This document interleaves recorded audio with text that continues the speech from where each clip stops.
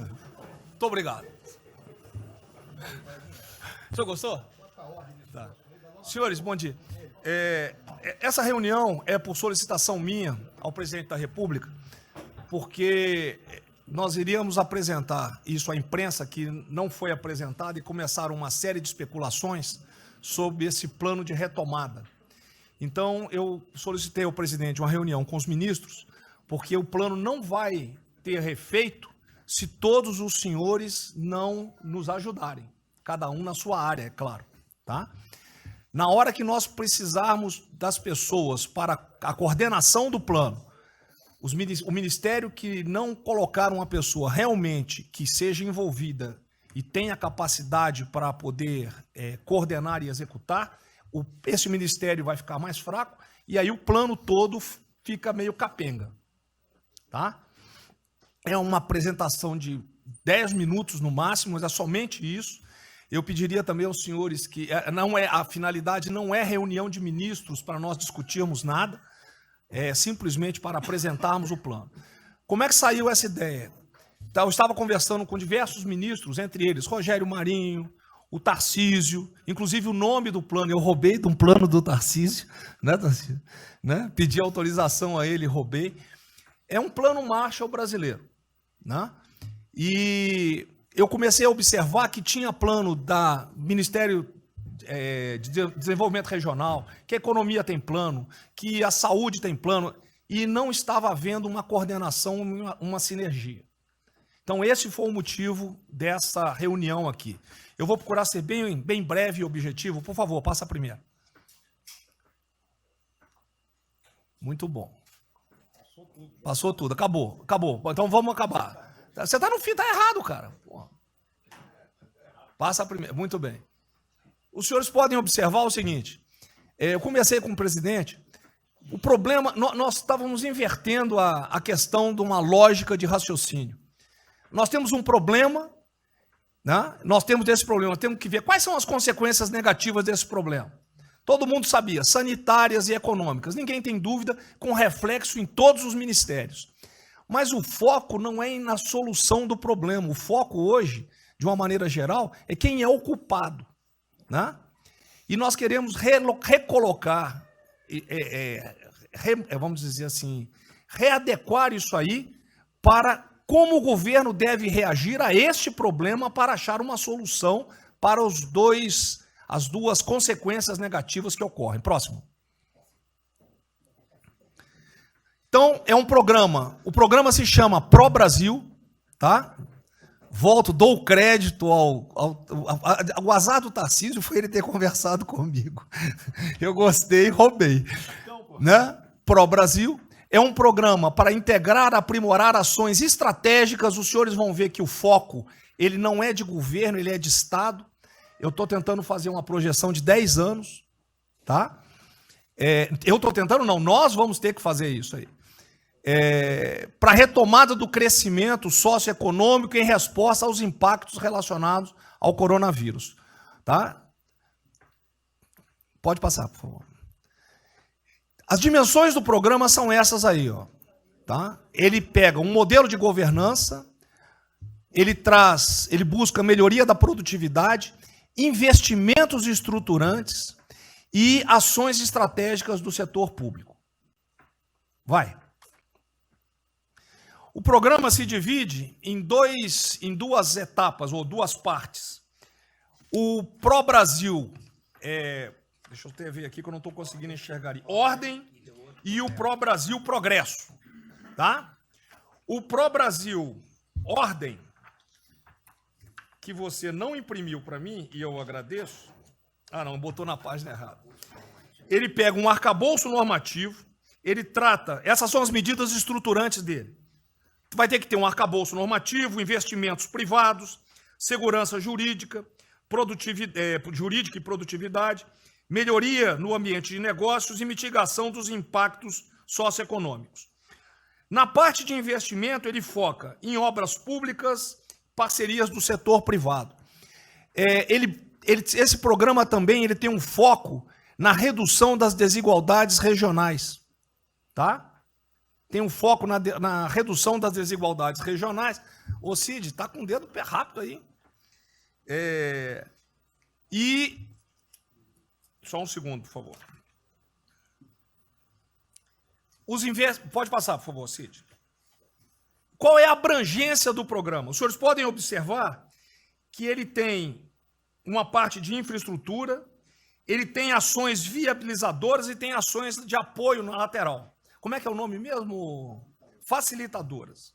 Então, observe, na infraestrutura, com foco particularmente nessas obras que estão paralisadas, esses investimentos que nós estamos perdendo, que estão paralisados. Ele pega infraestrutura de transporte e logística, desenvolvimento regional e cidades, pega energia, mineração, telecomunicações. No desenvolvimento produtivo, ele foca na indústria, agronegócio, serviços e turismos. Nas laterais, os senhores têm a parte de cidadania, capacitação, saúde, defesa, inteligência e segurança. Tem também cadeias digitais, indústria criativa e ciência.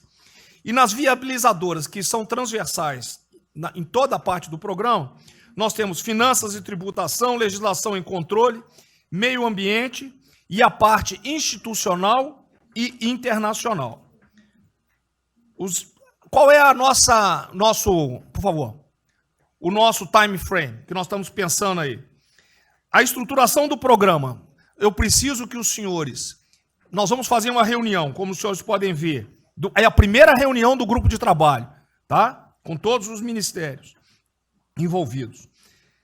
Na sexta-feira agora, tá? Os senhores vão receber o horário. E aí nós teremos, de maio a julho, a estruturação do programa.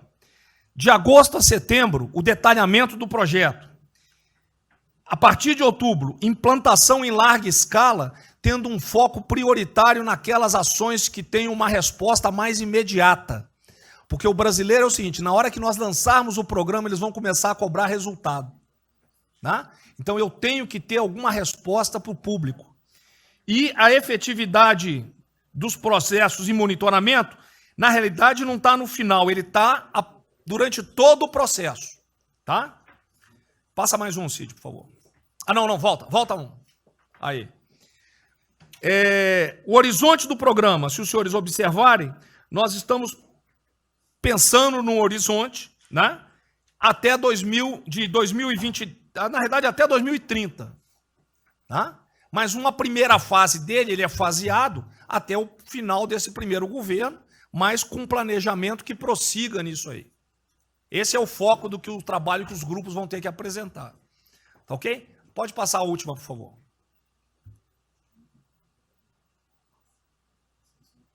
É sem som mesmo. Certo? Só um layout para os senhores. Então, na sexta-feira, eu solicitaria que os senhores, quando enviassem os representantes, esses representantes já viessem com uma noção dos programas ou do que os senhores pretendem dentro dos ministérios de vocês. Uma primeira ideia. E nós vamos partir disso para elaborar isso aí. O trabalho não será feito aqui. Aqui é somente uma coordenação. Cada ministério vai fazer e nós vamos coordenar. Presidente, era só isso. Vamos dar a palavra ao Paulo Guedes, que, com todo respeito aos demais, acho que é o ministro mais importante nessa missão aí. Eu queria fazer a primeira observação, é o seguinte, não chamem de plano Marshall, porque revela um despreparo enorme. Não, isso aqui foi só... Então, quando se falou em plano Marshall, Pro Brasil é um nome espetacular, 10.000. Plano Marshall é um desastre, porque revela despreparo nosso. Plano Marshall, por exemplo, os Estados Unidos podem fazer um plano Marshall para nos ajudar. A China deveria financiar um plano Marshall para ajudar todo mundo que foi atingido. Então, a primeira inadequação, a gente tem que tomar muito cuidado, é o seguinte, é o plano pró-Brasil. Não se fala plano Marshall porque é um desastre, vai revelar a falta de compreensão das coisas. A segunda coisa é o seguinte, é super bem-vinda essa iniciativa para nos integrarmos todos. Agora, não vamos nos iludir. A retomada do crescimento vem pelos investimentos privados, pelo turismo, pela abertura da economia, pelas reformas. Nós já estávamos crescendo. Voltar uma agenda de 30 anos atrás, que é investimentos públicos financiados pelo governo. Isso foi o que a Dilma fez 30 anos.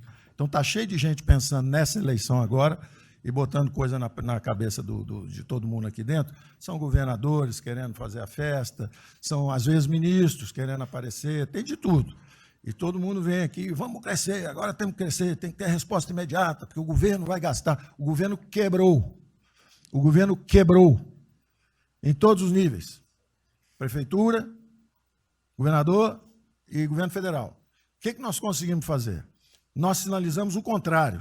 Nós desalavancamos o banco público, reduzimos o endividamento, baixamos os juros e o Brasil ia começar a voar.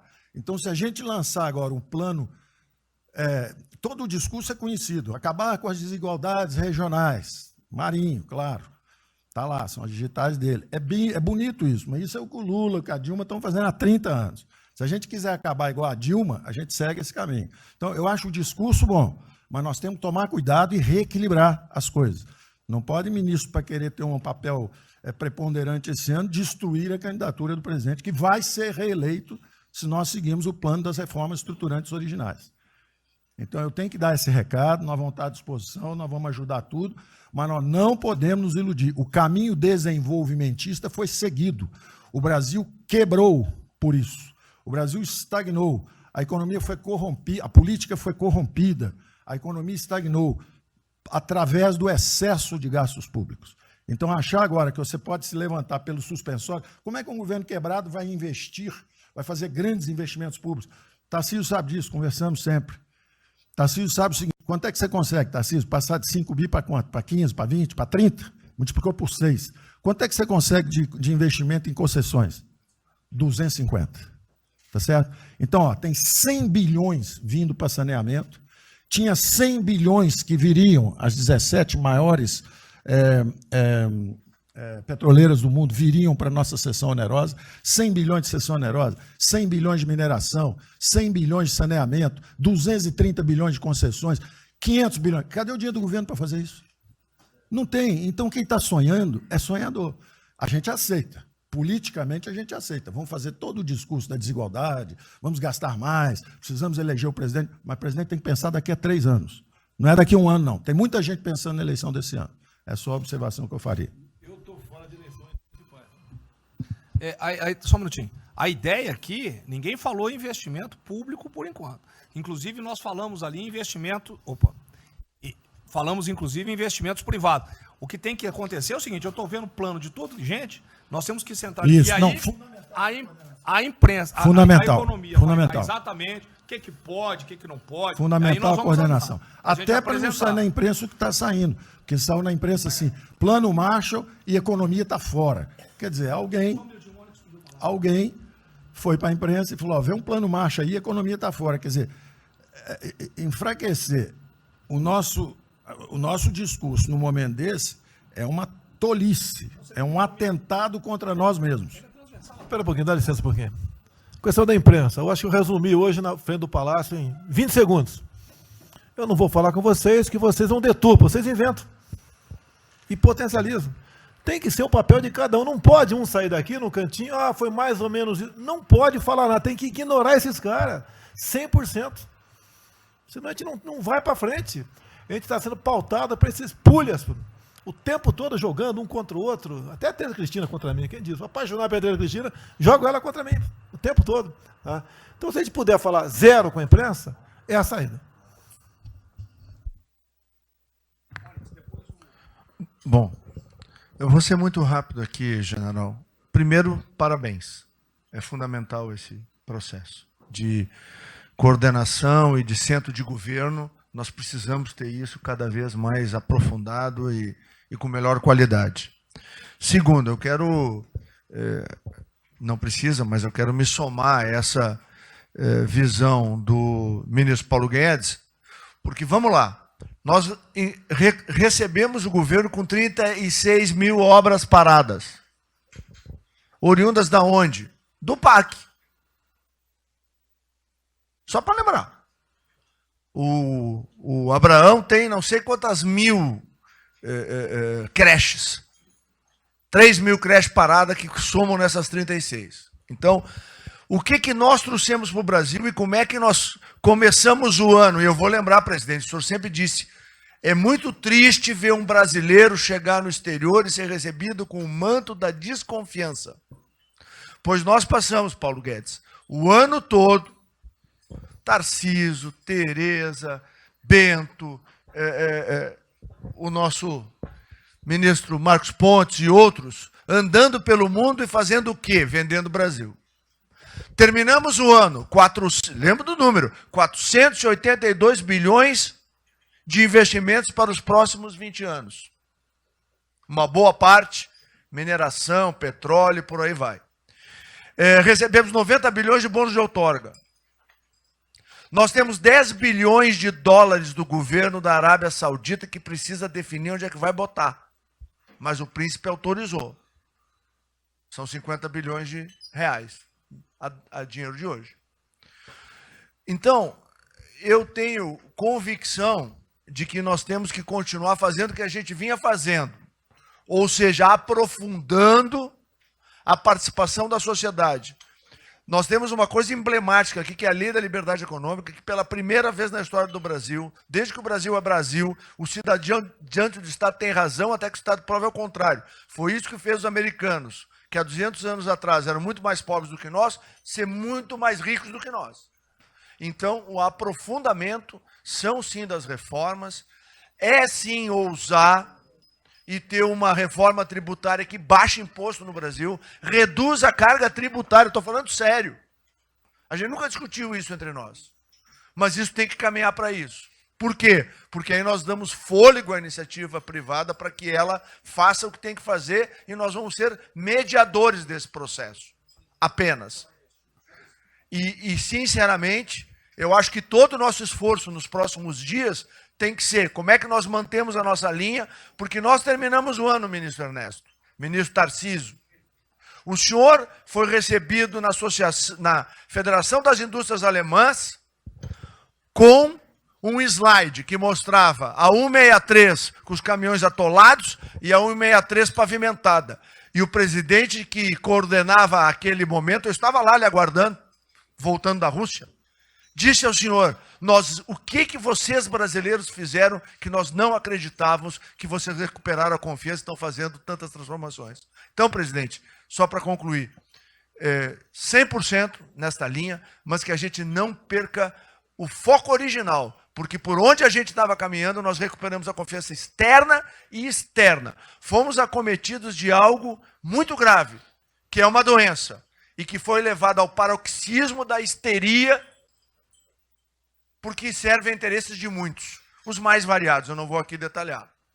Mas, sinceramente, temos que rapidamente voltar ao que nós estamos fazendo, porque nós estamos no caminho certo, e a prova disso é que todo mundo voltou a olhar o Brasil com respeito. Bom, eu vou partir do princípio que todos que estão aqui são bem intencionados e querem o bem do Brasil. Tá? Então, não acredito em teoria da conspiração, nem que ninguém quer solapar os alicerces da República, nem abalar a administração do presidente Bolsonaro. Pelo contrário. E quero lembrar a todos que não existem verdades absolutas. Por favor, vamos refletir. O que está acontecendo hoje no mundo não tem parâmetro nos últimos 100 anos. O que está acontecendo hoje no mundo vai permitir, de acordo com a FMI, foi a previsão de uma semana atrás, de uma diminuição de quase 3% do PIB mundial, e no caso do Brasil de mais de 5%. Não tem paralelo. Em situações extraordinárias, remédios extraordinários de forma circunstancial.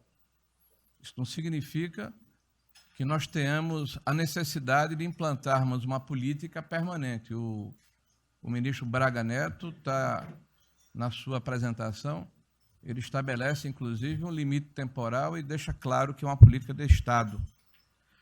O que eu peço é que nós tenhamos aqui as mentes abertas e que os dogmas, quaisquer que sejam eles, presidente, sejam colocados de lado nesse momento. Porque os governos do mundo, certamente, têm a capacidade de entender o que está se passando. E eu tenho visto governos extremamente liberais preparando programas de reconstrução, levando em consideração a necessidade de que o Estado Nacional passe a ter um papel diferente como tomador de risco nesse momento em que há uma queda abrupta da liquidez. O ministro Onyx fala com muita propriedade da Arábia Saudita, dos 10 bilhões de dólares. É bom lembrar, está aqui o ministro Bento, que está se pagando para se retirar petróleo do mundo. Os países vão utilizar suas respectivas liquidez para resolver os seus problemas de infraestrutura e de retomada das suas economias. Nós temos que ter segurança jurídica, senhor presidente. Respeito a contratos, senhor presidente. Capacidade de alavancar recursos privados com a inversão de recursos públicos, sim. É bom lembrar que eu tenho ouvido falar, não sei se é verdade, depois vai colocar na ponta do lápis, que a gente pode chegar a 600 bilhões de reais esse ano de ajuda a empresas e a pessoas físicas. Recursos do governo federal, fruto de endividamento do governo, desse governo, que vai terminar o ano com déficits 4, 5, 6 vezes maior do que estava precificado no início do ano. Caiu um meteoro sobre as nossas cabeças. Então, por favor, nós não podemos começar uma discussão com verdades absolutas e com dogmas estabelecidos ao longo de 100 anos, em função de uma catástrofe que se abateu sobre o mundo, e os governos de todo o mundo estão se debruçando sobre o assunto e entendendo que muda o papel do Estado. Senhor presidente, é bom lembrar que, quando houve a unificação da Alemanha, eu acho que esse é um fato histórico irrefutável, o Estado alemão entendeu e fez um pacto de que haveria necessidade de investir em capital humano e infraestrutura na Alemanha Oriental para diminuir desigualdades regionais. E esse é um pacto do Brasil. Essa pode ser uma catástrofe que vai nos afundar, ou pode ser uma onda para a gente surfar, uma alavanca para recuperar o país. Todos os países do mundo estão submetidos ao mesmo processo. Vai depender da nossa capacidade de termos uma opção clara de que forma vamos sair desse problema. Se vamos gastar 600 bilhões de reais para resolver uma situação que é emergencial e todos reconhecemos que é necessária, de darmos segurança à população, no caso alimentar, para evitarmos o caos, para diminuirmos a mortandade das empresas, muito bem, está correto, essa é a boa direção. Por que não 5, 6, 7% desse total, 10% desse total, em obras de infraestrutura?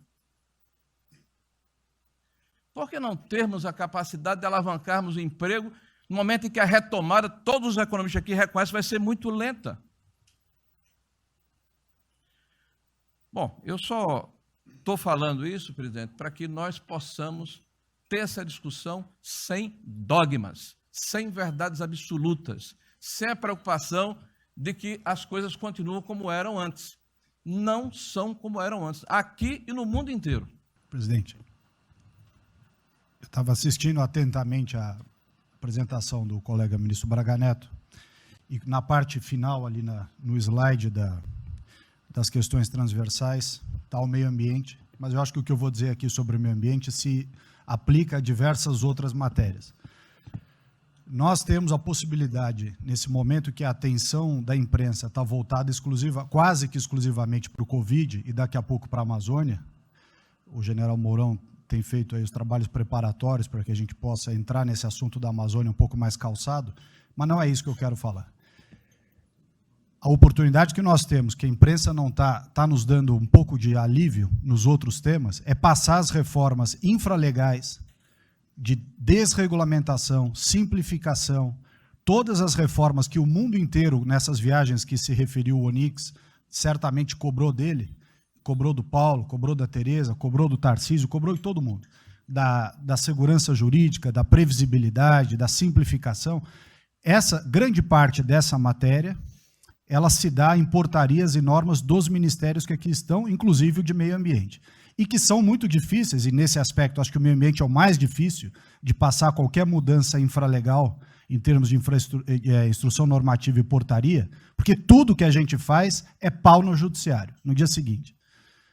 Então, Então, para isso precisa ter um esforço nosso aqui, enquanto estamos nesse momento de tranquilidade no aspecto de cobertura de imprensa, porque só fala de Covid, e ir passando a boiada, e mudando todo o regramento, e simplificando normas, de IFAM, de Ministério da Agricultura, de Ministério do Meio Ambiente, de Ministério disso, de Ministério daquilo. Agora é a hora de unir esforços para dar de baseada a simplificação de regulatório que nós precisamos, em todos os aspectos. E deixar a AGU, o André não está aí, né?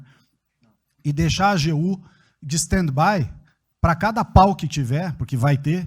Essa semana mesmo nós assinamos uma medida a pedido do Ministério da Agricultura, que foi a simplificação da lei da Mata Atlântica para usar o Código Florestal. Hoje já está nos jornais dizendo que vão entrar com ações judiciais e ação civil pública no Brasil inteiro contra a medida. Então, para isso, nós temos que estar com a artilharia da AGU preparada para cada linha que a gente avança ter uma coisa. Mas tem uma lista enorme em todos os ministérios que têm papel regulatório aqui para simplificar. Não precisamos de Congresso. Porque coisa que precisa de Congresso também, nesse fuzuê que está aí, não vamos conseguir aprovar. Agora tem um monte de coisa que é só parecer, caneta. Parecer, caneta. Sem parecer também não tem caneta, porque dar canetada sem parecer é cana. Então, isso aí vale muito a pena. A gente tem um espaço enorme para fazer. E, enfim, acho que essa é uma questão importante que estava aí nos slides, Braga Neto, que... Isso, exatamente. Me ligou agora de manhã o Eduardo Gouveia Vieira, da Firjan. Ele quer fazer uma videoconferência onde mais de 300 empresários do Rio, que é um pouquinho abaixo do potencial de São Paulo, para hipotecar solidariedade. A ideia que nós temos de reabrir o comércio. A desgraça que vem pela frente, eu acho que o Paulo Guedes está sendo até legal, hein, Paulo Guedes? Eu não sou economista, não. Vai ser uma porrada muito maior que você possa imaginar. Não sou apenas os informais. Eu acho que já bateu a 10 milhões de carteira assinada, foi para o saco.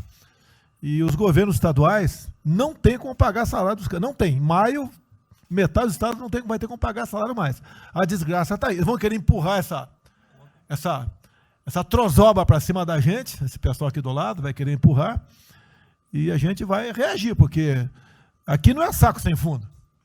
Tá? Então, essa preocupação vamos ter. Paralelamente a isso, tem o AB da vida, enchendo o saco do Supremo, para abrir o processo de impeachment, porque eu não apresentei meu exame de vírus, essas frescuradas todas, que todo mundo tem que estar ligado. Não é apenas cuidar do seu ministério, nessas questões que estamos tratando aqui, é tratar da questão política também. Tá certo? Então, essa preocupação temos que ter, porque a luta pelo poder continua, a todo vapor. E sem neurose da minha parte. Tá? O campo fértil para aparecer uns porcaria aí, né? Levantando aquela bandeira do povo ao meu lado, não custa nada. E o terreno fértil é isso, desemprego, caos, miséria, desordem social e outras coisas mais. Então essa preocupação todos devem ter. Né? Não é, tá bom, o Ministério fatura, deu merda no colo do presidente. Não pode ser assim. Hoje eu vi o Magno Malta me defendendo. O Magno Malta, desculpa aí, foi tratado lá atrás para ser vice. Depois ele resolveu não ser, tudo bem. Depois foi tratado para ser ministro, tudo bem. Agora, politicamente, ele nunca me deu uma alfinetada e sempre está defendendo, com os problemas que ele tem. Então, não é o ministro ir de peito aberto e entrar no covil dos leões. Mas não pode. Né? Por exemplo, quando se fala em possível impeachment, ação no Supremo, baseado em filigranas, eu vou em qualquer lugar no território nacional. Ponto final. O dia que for proibido de ir para qualquer lugar do Brasil, pelo Supremo acabou o mandato. E espero que eles não decidam, ou ele, né, monocraticamente, querer tomar certas medidas, que daí nós vamos ter uma crise política de verdade. E eu não vou meter o rabo no meio das pernas. Isso, zero. Certo? Porque se eu errar, se achar um dia ligação minha com o empreiteiro, dinheiro na conta na Suíça, porrada, sem problema nenhum. Vai para o impeachment e vai embora. Agora, com frescura, com babaquice, não. Até em cima do que eu falei, em frente ao Forte Apache. Eu sou o chefe supremo das Forças Armadas. Ponto final. O pessoal estava lá, eu fui lá. Dia do Exército. E falei algo que eu acho que não tem nada demais. Mas a repercussão é enorme. Oh, AI-5. Cadê o AI-5? Acabou com o AI-5, não existe adicional no Brasil mais. É uma besteira. Artigo 142. É um pessoal que não sabe interpretar a Constituição. Agora, em cima disso, fazer uma onda. Vamos ouvir deputados, empresários, sei lá o que for. Agora, quando a Câmara faz lá dentro uma homenagem a Che Guevara, a Mao Tse Tung e tudo mais, não tem problema nenhum. Quando o Partido Comunista do Brasil faz suas convenções e idolatra lá Fidel Castro, então não tem problema nenhum. Quando um coitado levanta uma placa de AI-5, que eu estou me lixando para aquilo, porque não existe AI-5. Não existe. Artigo 142. Nós queremos cumprir o artigo 142, todo mundo quer cumprir o artigo 142. Em haver necessidade, qualquer dos poderes pode, né, pedir às Forças Armadas, né, que intervenham para restabelecer a ordem no Brasil, naquele local, sem problema nenhum. Agora, todos, né, têm que se preocupar com a questão política, e a quem de direito, tira a cabeça da toca, porra. Não é só ficar dentro da toca o tempo todo, não. Estou bem, estou cuidando da minha imagem, a minha imagem está aqui, eu sou bonitinho, e o resto se exploda. Não, tem que fazer a sua parte. Então é isso que eu tento falar com você, que depois de um certo momento, onde chegar a cabeça dessas pessoas, fica difícil voltar atrás. Daí querem uma crise, é uma crise. Não tenho amor por esse mandato, por a cadeia de presidente. Zero, zero. Não vou provocar ninguém. E assim como a defesa faz uma nota muito boa, dizendo que vai cumprir a Constituição, liberdade, 10, e não aceita golpe, 10, também não aceitam o contragolpe dos caras, porra. Vai deixar alguns malucos aí, que a gente sabe quem são, ficar aí naquela fervura de o presidente é irresponsável, ele é maluco, ele é genocida. Não é assim. Não o que vale para um lado, vale para o outro. O que não vale para um lado, não vale para o outro. Essa é a nossa preocupação que devemos ter. Com isso que está aqui, o pró-Brasil, mas também com a questão política. Se nós começarmos a falar com propriedade, e tem muita gente que fala muito melhor do que eu, e tem um conhecimento muito melhor do que eu, tem que falar, pô, discretamente, mas tem que falar, para não deixar subir a temperatura, que é só porrada o tempo todo em cima de mim. E vou continuar indo em qualquer lugar do Brasil, ponto final, é problema meu. Tá certo? Se eu não tivesse direito de ir e vir, prefeitinho lá do fim do mundo, um jaguapoca de um prefeito, manda prender. Tem que a justiça se posicionar sobre isso, porra. Tem que se posicionar sobre isso abertamente. Não admitimos prisão por parte de prefeitos e o decreto. Tem que falar, não é ficar quieto. E aquele direito aqui, e todos os ministros têm que falar isso aí, não é só a justiça. Todos têm que falar. Não é ficar, toca o barco não e vamos em frente. Tá? Então é isso que eu apelo a vocês, pô. Essa preocupação, acordem para a política e se exponham. Afinal de contas, o governo não só. E se eu cair, cai todo mundo. Agora, se tiver cair um dia, vamos cair lutando, uma bandeira justa, não para uma babaquice de exame antivírus, pô. Pelo amor de Deus, pô. Tá? Eu, até já bem claro, de uns 8 anos para cá, quando pedia farmácia de manipulação, um remédio qualquer, eu falava com o médico. Bota um nome de fantasia, porque se for o meu nome para lá, como sempre foi um cara manjado, né, tem 3, 4 que vão manipular lá o medicamento, pode me envenenar, pô. E assim é a mesma coisa a questão do vírus, entre outros. De acordo com o interesse, o cara dá negativo, ou dá positivo, depois que deu, vai para a contraprova, mas dá problema. E nós sabemos, tá certo, que nós temos um compromisso com a verdade. Eu jamais mentiria se não tivesse realmente um exame negativo. Jamais eu mentia negativo, deu positivo, vice-versa, jamais. A verdade é acima de tudo. Então, é o apelo que eu faço a todos que se preocupem com política para não ser surpreendido. E eu não vou esperar o barco começar a afundar para tirar água. Estou tirando água e vou continuar tirando água de todos os ministérios. No cante é isso. A pessoa tem que entender. Se não quer entender, paciência, pô. E eu tenho o poder e vou interferir em todos os ministérios, sem exceção. Nos bancos eu falo com o Paulo Guedes, se tiver que interferir. Nunca tive problema com zero problema com o Paulo Guedes. Agora, os demais, eu não posso ser surpreendido com notícias. Pô, eu tenho a PF que não me dá informações. Eu tenho as inteligências das Forças Armadas que não têm informações. A BIM tem seus problemas. Tem algumas informações. Só não tenho mais porque está faltando, realmente, temos problemas. Aparelhamento, etc. Mas a gente não pode viver sem informação. Quem é que nunca ficou atrás da porta ouvindo que seu filho ou sua filha está está comentando. Tem que ver, para depois que ela engravida, não adianta falar com ela mais. Tem que ver antes. Depois que o moleque encheu os cornos de droga, não adianta mais falar com ele, já era. E a informação é assim. Eu estava vendo, estudando no fim de semana aqui, como é que o serviço chinês secreto trabalha nos Estados Unidos. Qual a preocupação nossa aqui? É simples o negócio. Ah, não deve falar publicamente. Deve falar como? Está todo mundo vendo o que está acontecendo?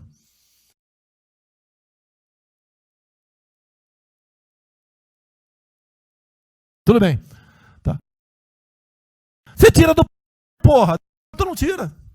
É uma realidade. Não adianta esconder mais, tapar o sol com a peneira.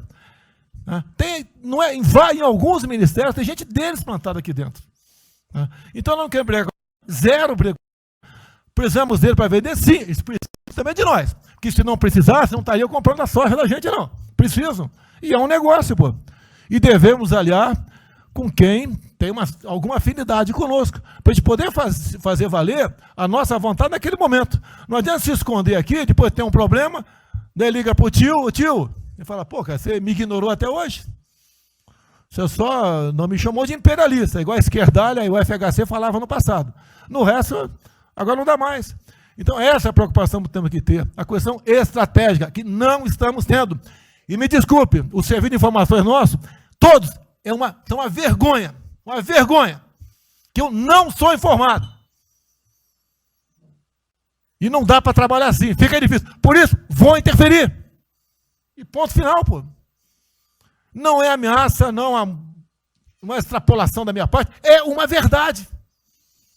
Como eu falei, né? Dei os ministérios para os senhores, o poder de veto. Mudou agora, tem que mudar, pô. E eu quero realmente governar o Brasil. Nós precisamos de todos aqui, como disse o Marinho, né? Aqui é o mesmo barco. Se alguém cavar no porão aqui, vai todo mundo para o saco aqui, vai todo mundo morrer afogado.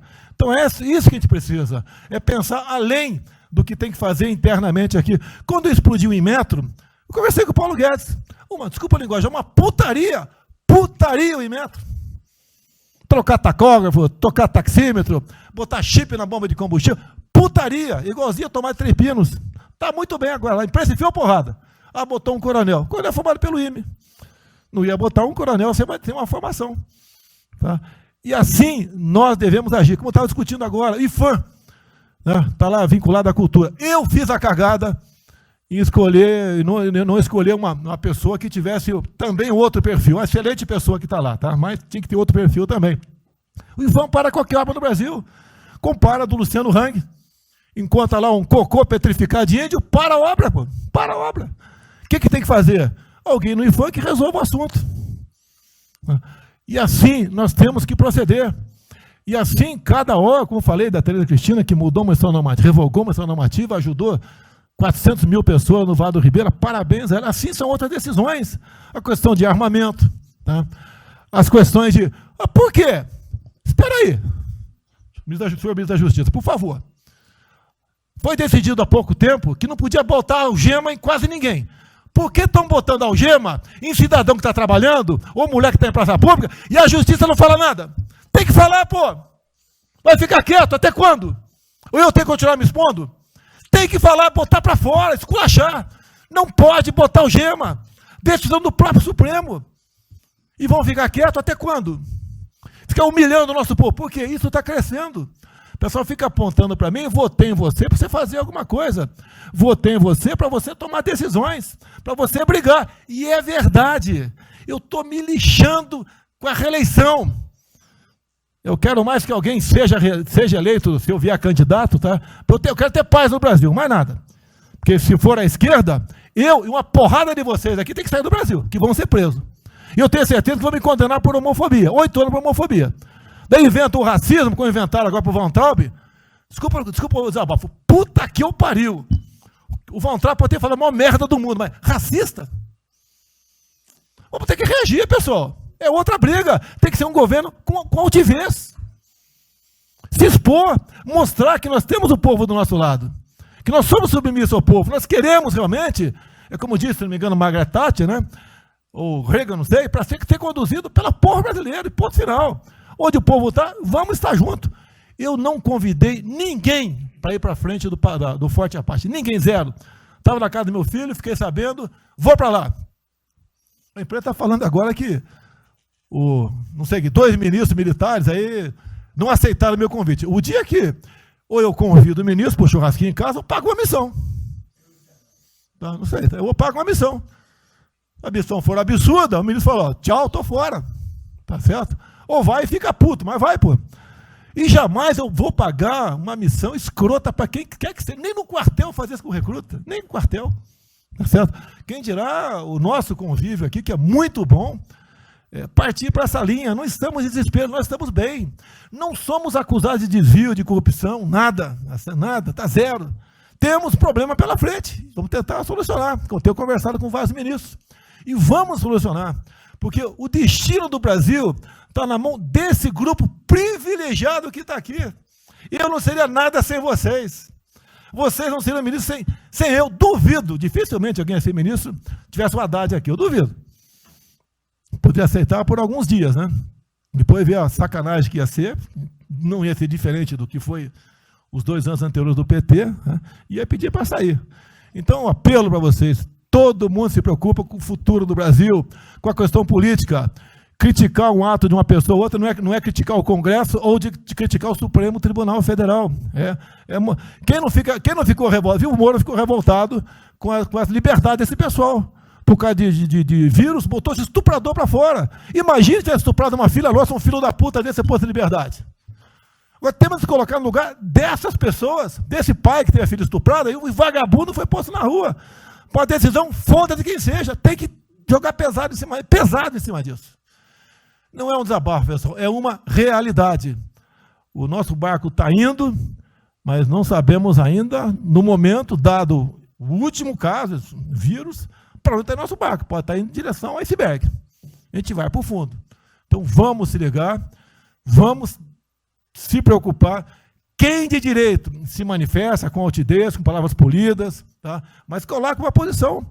Porque não pode, tudo veio para a minha retaguarda, tudo. Tá? E vocês têm que apanhar junto comigo, logicamente, quando tiver motivo para apanhar, ou motivo para bater. Não, bem, a primeira questão do plano ali que foi apresentado, fica aqui o registro do meu elogio, certo que ele tem que ser preenchido aí nos detalhes, existem as questões econômicas a ser resolvidas lá pelo Ministério da Economia, a ser trabalhado também com as outras áreas econômicas. Só faria uma sugestão aqui, ministro, se pudesse colocar desde logo, em algum momento desse plano, alguma referência importante também à segurança pública e a controle da corrupção.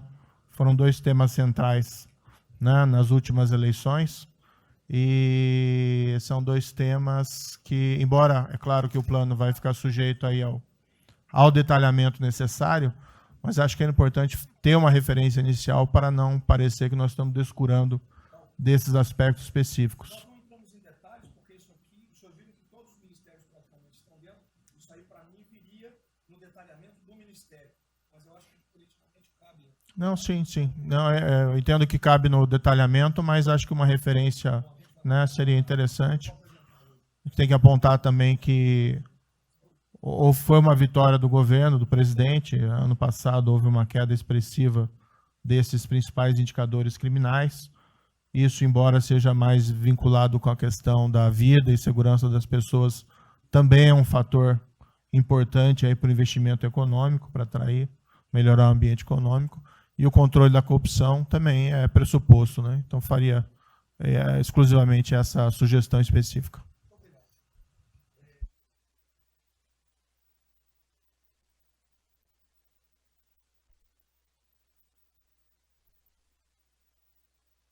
Para a gente começar a falar do dia seguinte, o próprio ministro Guedes, nas discussões que temos tido nas últimas semanas, tem nos orientado: o BNDES foca na reconstrução, foca no dia seguinte, porque a crise de saúde vai demorar alguns meses e a reconstrução muito mais meses do que isso. Então é muito oportuno a gente já começar a discutir isso. Segundo, aqui eu subscrevo as palavras do ministro Salles. O que a gente tem observado nos projetos e concessões e etc., uma parte crítica, essa legislação ou funcionamento da máquina pública. É um momento muito oportuno para a gente aproveitar isso, e isso faz uma baita diferença no preço de um projeto, na velocidade, faz muita diferença. Então, subscrevo aqui as palavras do ministro Salles. E, por último, ministro, quando eu assumi o banco em julho, o banco estava montado como uma fábrica de empréstimo, e o banco, durante 15 anos, foi uma fábrica de empréstimo. De julho até hoje, a gente fez uma reestruturação completa no banco, montando o que eu acredito hoje ser já o maior banco de investimento do Brasil em pessoas, e um banco de investimento de serviços focado em planejamentos econômicos setoriais e estruturação de projetos. Tá? O banco já está atuando dessa forma, temos um vasto conhecimento setorial, um vasto conhecimento de planejamento, já está rodando a contento, e esse BNDES de hoje se parece muito mais com o BNDES de 20 anos atrás, que era o BNDES que planejava e estruturava esses projetos para o Brasil. Então, eu queria colocar aqui à sua disposição, que nos usa, estamos a serviço. Então, o que o senhor achar adequado e razoável, tanto no fornecimento de informações, mas como também nesse planejamento, na coordenação, temos já um modus operandi, uma estrutura que é plug and play. Se o senhor quiser usar, já está pronta para rodar para esse tipo de mapeamento e estruturação de projeto. Então, por favor, sinta-se bem à vontade de nos usar integralmente aqui na coordenação desse projeto, caso o senhor entenda adequado. Tá?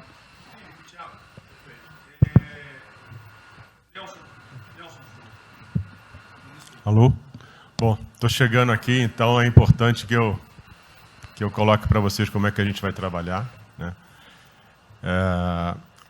A saúde ela é fundamental, porque enquanto a gente não mostrar para a sociedade que a gente tem o controle da doença, da saída dela, qualquer tentativa econômica vai ser ruim, porque o medo vai impedir que você trate a economia como uma prioridade. Então, controlar a doença hoje é fundamental. E controlar a doença não significa que a gente vai curar a doença em uma semana, mas que a gente não é um barco à deriva e que a gente tem uma estratégia para trabalhar essa doença. Né? Então, são 3 coisas que a gente vai trabalhar. Primeiro, a informação, para entender o que é a doença, qual é a evolução dela, como é que está a infraestrutura para cuidar da doença. Porque um dos grandes problemas que a gente tem hoje, se a gente olhar o Brasil hoje, ele é um dos melhores países em número em relação à mortalidade. O que assusta é você ver que o hospital não consegue atender, a gente do frigorífico, a gente que está abrindo cova em algum lugar para enterrar, e isso traz medo. E o medo impede que qualquer outra atividade tenha sucesso. Porque enquanto isso não for sanado, o restante vai ter muito pouca chance de ser comprado pela sociedade. A segunda coisa é estruturar a operação de cuidado. Então a gente vai investir em logística, vai investir na parte de compra e tentar melhorar o processo. Por quê? Porque se eu tiver os hospitais funcionando, eu vou ter os pacientes tratados, eu não tenho a sensação da crise, o medo melhora e o restante pode entrar. E a terceira coisa é a gente deixar claro um programa de saída do isolamento, do distanciamento. Não é que vai sair amanhã, mas a gente tem que ter um planejamento.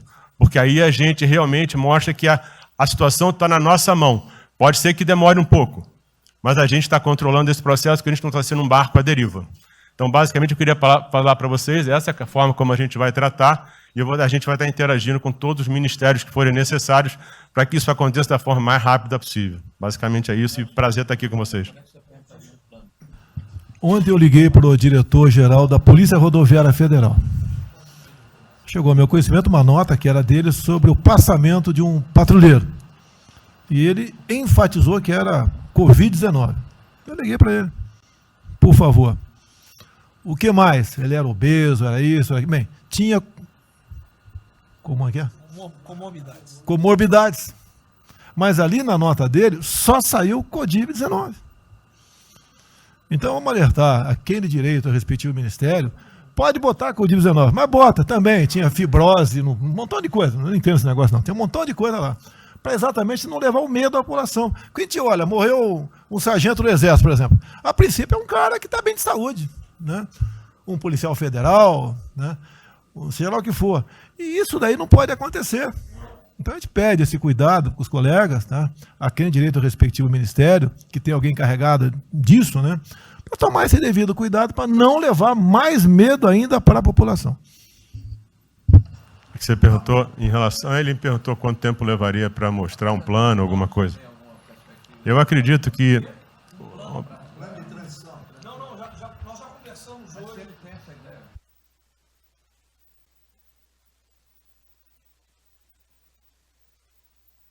A gente está trazendo um reforço para poder acelerar esse processo, porque, na verdade, a gente está correndo contra o tempo.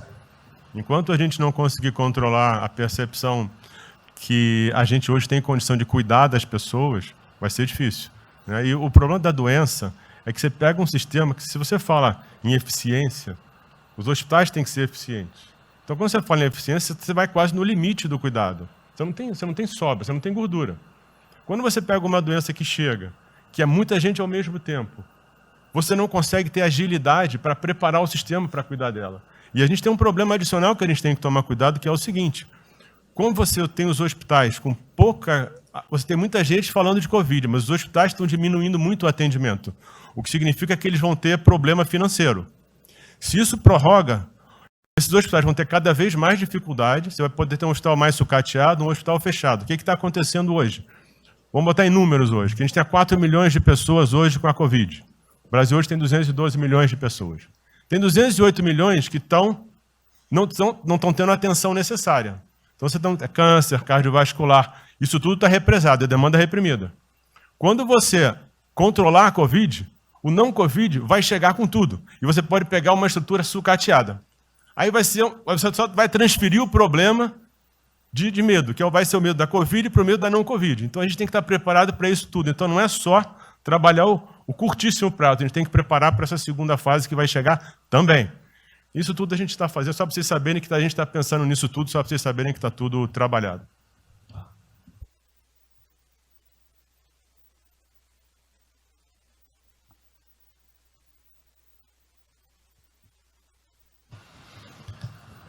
Só para louvar a iniciativa, acho que é importante essa coordenação da Casa Civil. Tenho certeza que é o que a sociedade... A sociedade espera isso de nós.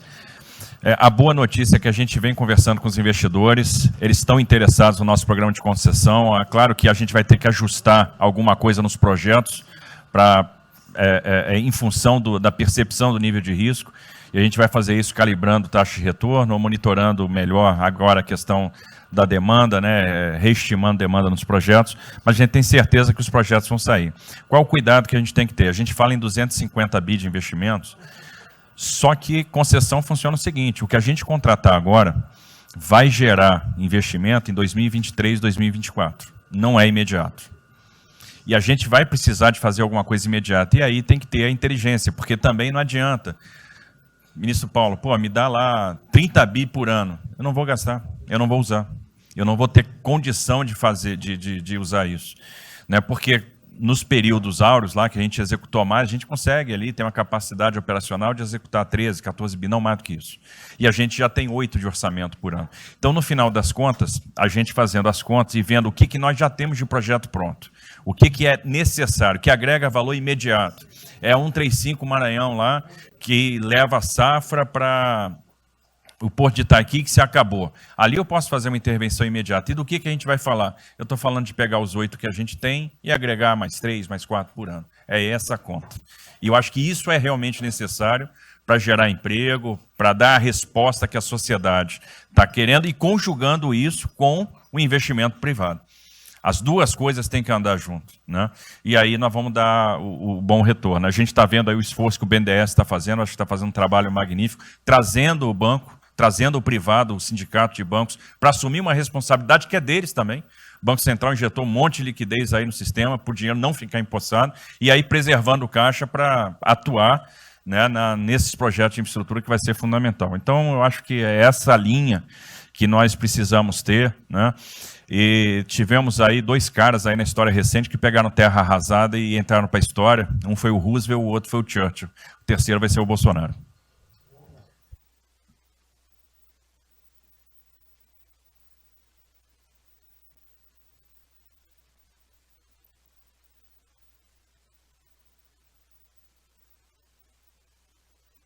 São só 5 pontos muito rápidos.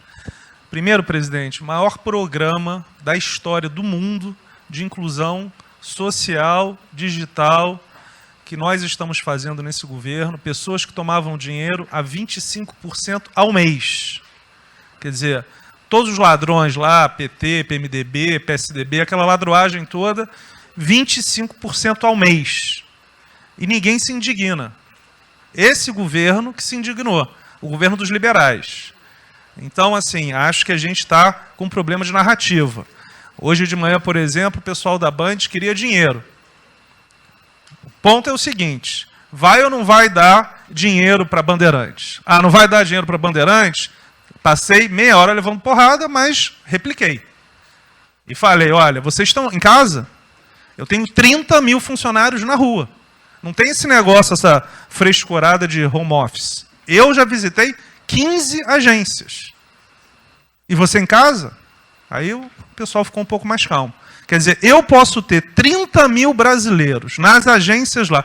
Sabe quantas pessoas a Caixa está pagando hoje? 7 milhões de pessoas. E todo mundo em home office. Que porcaria é essa? Desculpa o meu ponto, presidente. Quando o senhor falou, pô, eu vou me emocionar. O Luiz Lima, que nadou com meu pai, foi atleta olímpico, teve a esposa e a filha de 14 anos presa ontem, num camburão. Que porra é essa? Desculpa. Que porra é essa? O cara vai pro camburão com a filha. Se fosse eu, ia pegar minhas 15 armas e ia dar uma... Eu ia morrer. Porque se a minha filha fosse pro camburão, eu ia matar ou morrer. Que isso? Estava nadando, é uma atleta olímpica. Você tira a pessoa está nadando com 14 anos. Eu tenho uma filha, Maria, de 14 anos. Se a minha filha fosse pro camburão, ou eu matava ou eu morria. Que isso? E a esposa do Luiz Lima nem usou o fato de ser esposa de um deputado federal. Mas ela assim... foi calado e saiu calado. E aquele governador roubando para a direita, para tudo quanto é lado. Então o governador rouba, aí ele sai prendendo todo mundo e fica tudo isso por isso mesmo. Aí a gente faz o maior programa da história da humanidade de inclusão de pessoas que recebiam 25% ao mês, cobravam. PSDB, PT, PMDB, aquele grupo todo. Na hora de privatizar, todo mundo, porra, com 200 milhões, 300 milhões, porra. Tem vice-presidente da Caixa que eu expulsei, dos 120, 105 eu tirei. E se o senhor precisar, obviamente, o meu chefe é o ministro Paulo Guedes, ele decide. Não tem problema. Inclusive, porque o que acontece é o seguinte, se roubar, eu vou ligar para o ministro Moro para prender. Agora, se precisar de uma diretoria, não sei o quê, desde que sejam honestos, o ministro Paulo Guedes é que decide, etc. Mas dos 120 eu tirei 105. E na Caixa não tem desonestidade, até onde eu saiba. Mas, assim, eu acho que a gente está levando muita porrada, presidente. E, de novo, não estou dizendo de ninguém daqui, não. Só leva porrada. Agora, tem um limite. Desculpa, todo lugar que eu vou, as pessoas normalmente são educadas. Mas a paciência chega num limite, obviamente não dessa maneira. Eu acho que tem um ponto. Nós estamos emprestando 154 bilhões de reais, mas só um ponto que eu acho importante. Tarcísio é super meu amigo e ele é muito esperto. Qual que é o grande ponto que a gente tem que evitar? O cara que está quebrado, já estava quebrado antes e quer a nossa molezinha. Então, assim, claramente tem que ajudar e eu concordo. Tanto que nós emprestamos 43 bilhões de reais para o segmento imobiliário. 1,5 milhão de pessoas deixaram de ser demitidas. Agora, não é para todo mundo, não. Aquela empresa que já estava quebrada antes, por que a gente vai dar molezinha? Então, este ajuste fino é importante, os bancos têm que fazer. Por quê? Último ponto que eu falo. Já estou sendo processado também, vamos nós dois juntos para a cadeia, por causa do auxílio emergencial. Sabe o que tem? Tem gente do TCU dizendo que a gente está ganhando muito, e tem gente dizendo que a gente está ganhando pouco. Ferrou. Ou seja, tem gente querendo me prender porque está dizendo que a gente está ganhando muito. E tem gente querendo me prender, que são aqueles caras lá que estavam antes, dando pouco. Vou acabar sendo preso, mas o que a gente não vai fazer? Deixar 30, 40, 50 milhões de pessoas passarem fome. Então, é só o meu recado dizendo o seguinte, a Caixa, o banco de todos os brasileiros. Poxa, a gente está com 30 mil pessoas. Eu passo ligando, 45 pessoas na Caixa tiveram coronavírus. 2 faleceram, um, na verdade, com 70 anos, que já estava aposentado, e outro. A pessoa, eu chorei mais do que a pessoa, a mãe. Uma pessoa em 30 mil que estão o dia inteiro. E eu já falei para minha esposa, se tiver qualquer coisa, eu vou tomar 1 litro de hidrocloroquina, aquelas coisas todas. Então, assim, eu acho que a gente está, só o último ponto, numa questão de histeria coletiva. Quer dizer, eu posso ter 30 mil funcionários da Caixa pagando 7 milhões hoje, 2 milhões na segunda, ontem a gente abriu 800 agências, vamos abrir no sábado, no domingo, 2 horas antes. Então, o que a imprensa quer? Que você pague, E dane-se os funcionários da Caixa. Mas se morrer 2, Jornal Nacional, presidente Bolsonaro e presidente Pedro, irresponsáveis porque abriram. A gente só vai levar porrada. Agora, realmente, meu ponto é inaceitável, foi a primeira vez que aconteceu. Eu conheço a Milene Comini, atleta olímpica. Quer dizer, um atleta olímpico, a esposa atleta olímpica, a filha de 14 anos no camburão. Eu não sei se eles botaram atrás ou no meio. E aí você solta estuprador, então acho que realmente tem uma questão. E, de novo, eu quero só reforçar uma coisa. O ministro Moro, em um dia, resolveu um problema muito importante. Muito obrigado, ministro. O que aconteceu? Os guardas, né, os que ficam dentro da agência, não poderiam, pela legislação, ir para fora. O que aconteceu? O ministro, em 5 horas, resolveu o problema. Então, nos próximos 90 dias, os atendentes da Caixa Econômica Federal, os guardas, vão poder ir para fora para ajudar a fila. Né? Ou seja, porque tem uma fila, tem 250 agências que tem 500 pessoas na fila. E aí, com a ajuda do ministro Moro da Polícia Federal, eles emitiram uma portaria. Então, só para finalizar, quero agradecer, ministro. Porque só o registro aí, esse até foi fácil de resolver, foi a Polícia Federal que resolveu.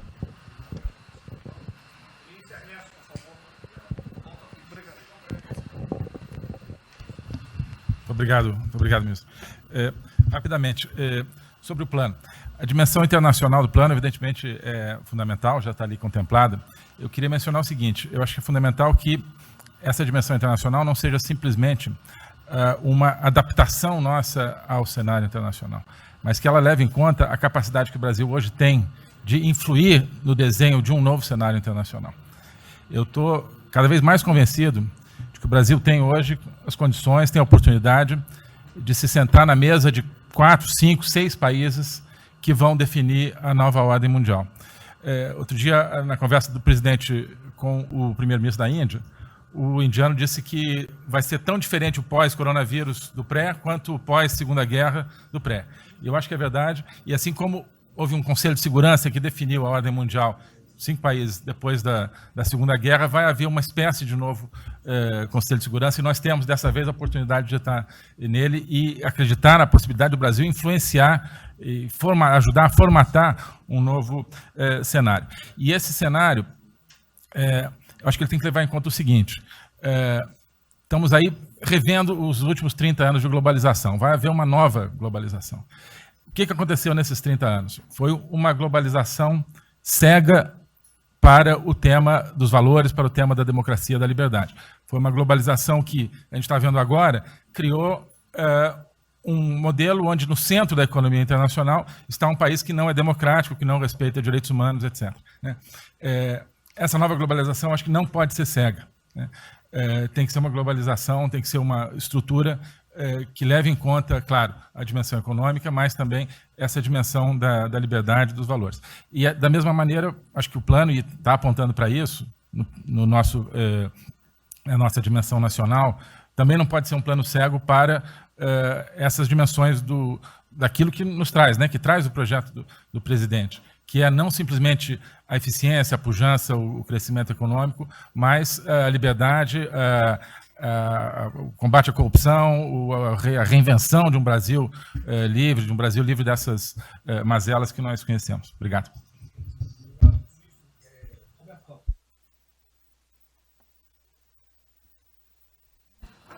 Não, é bem rápido. Eu só vou voltar numa história.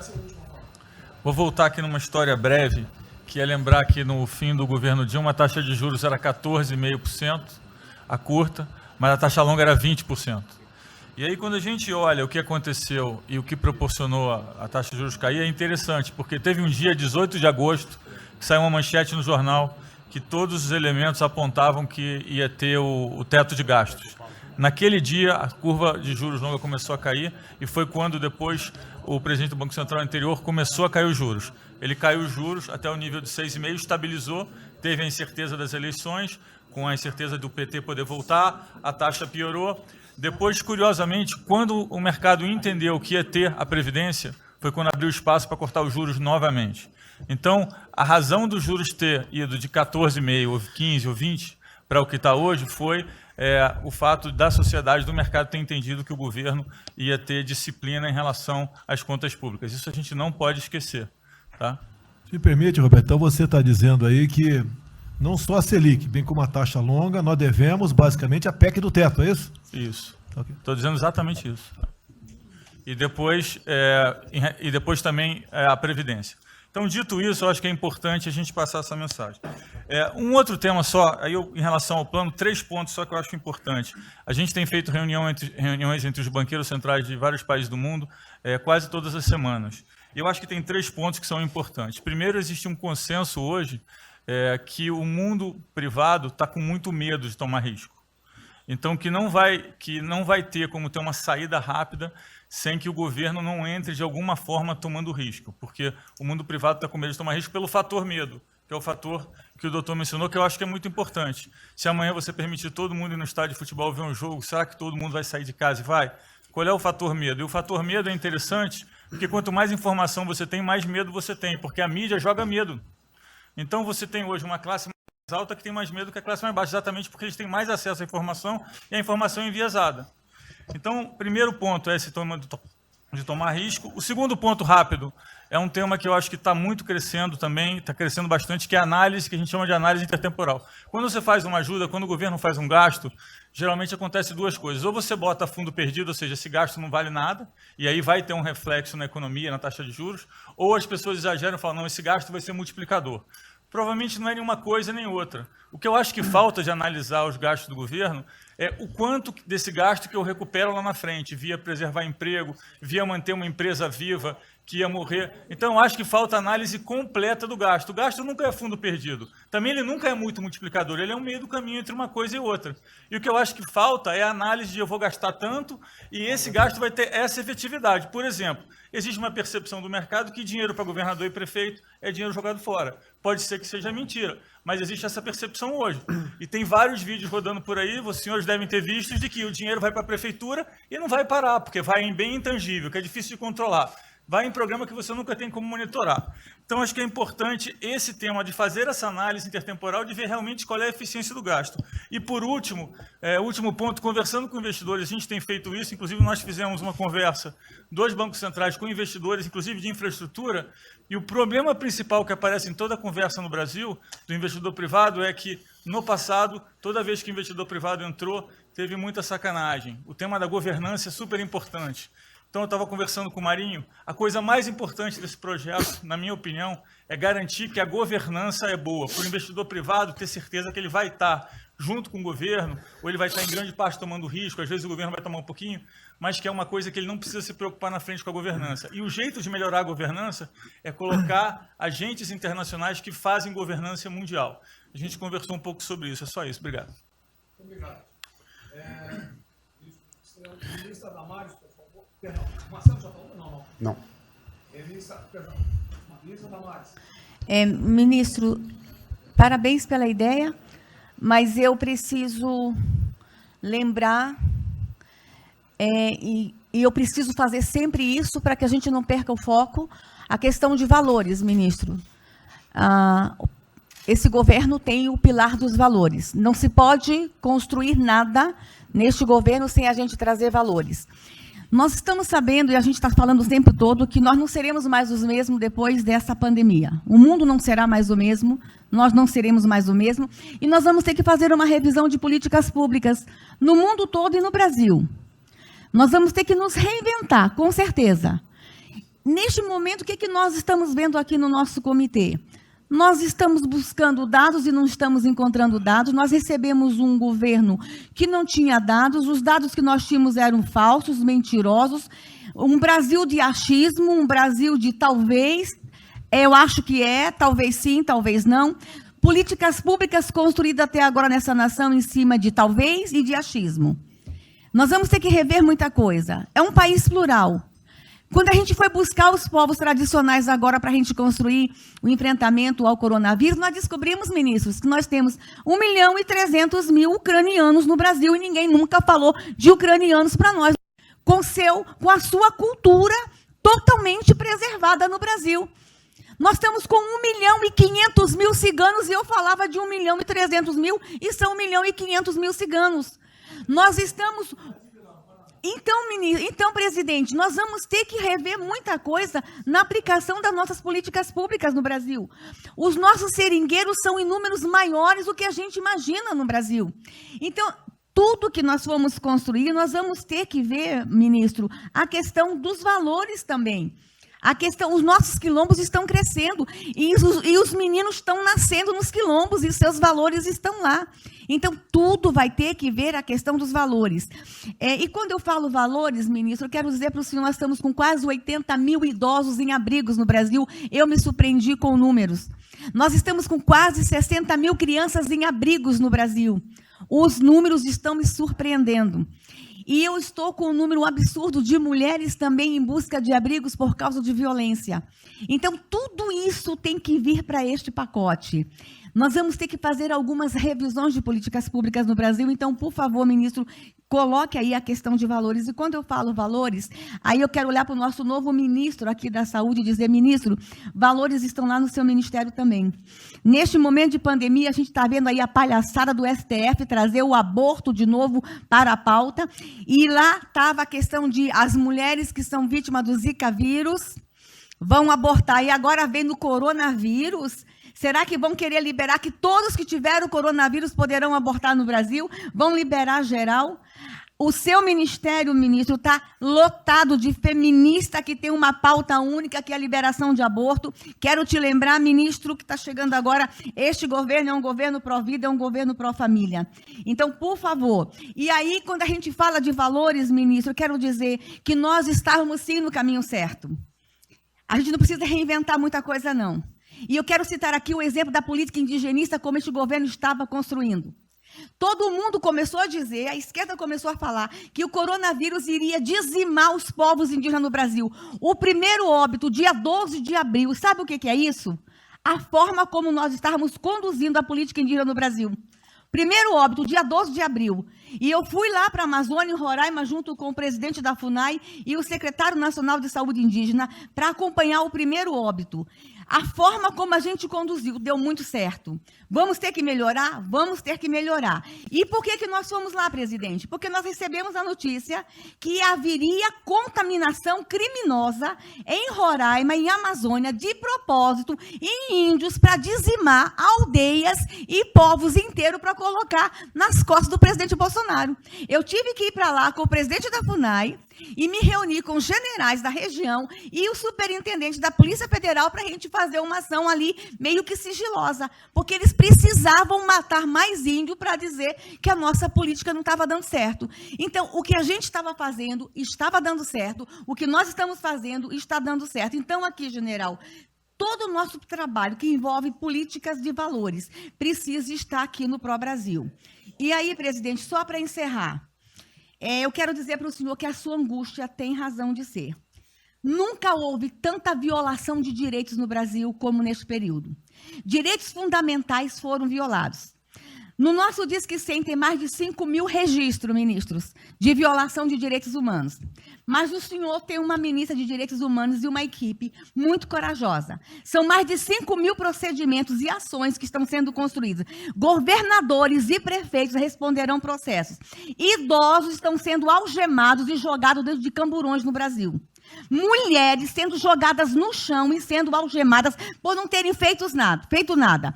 Nós estamos vendo padres sendo multados em R$90 mil porque estavam dentro da igreja com 2 fiéis.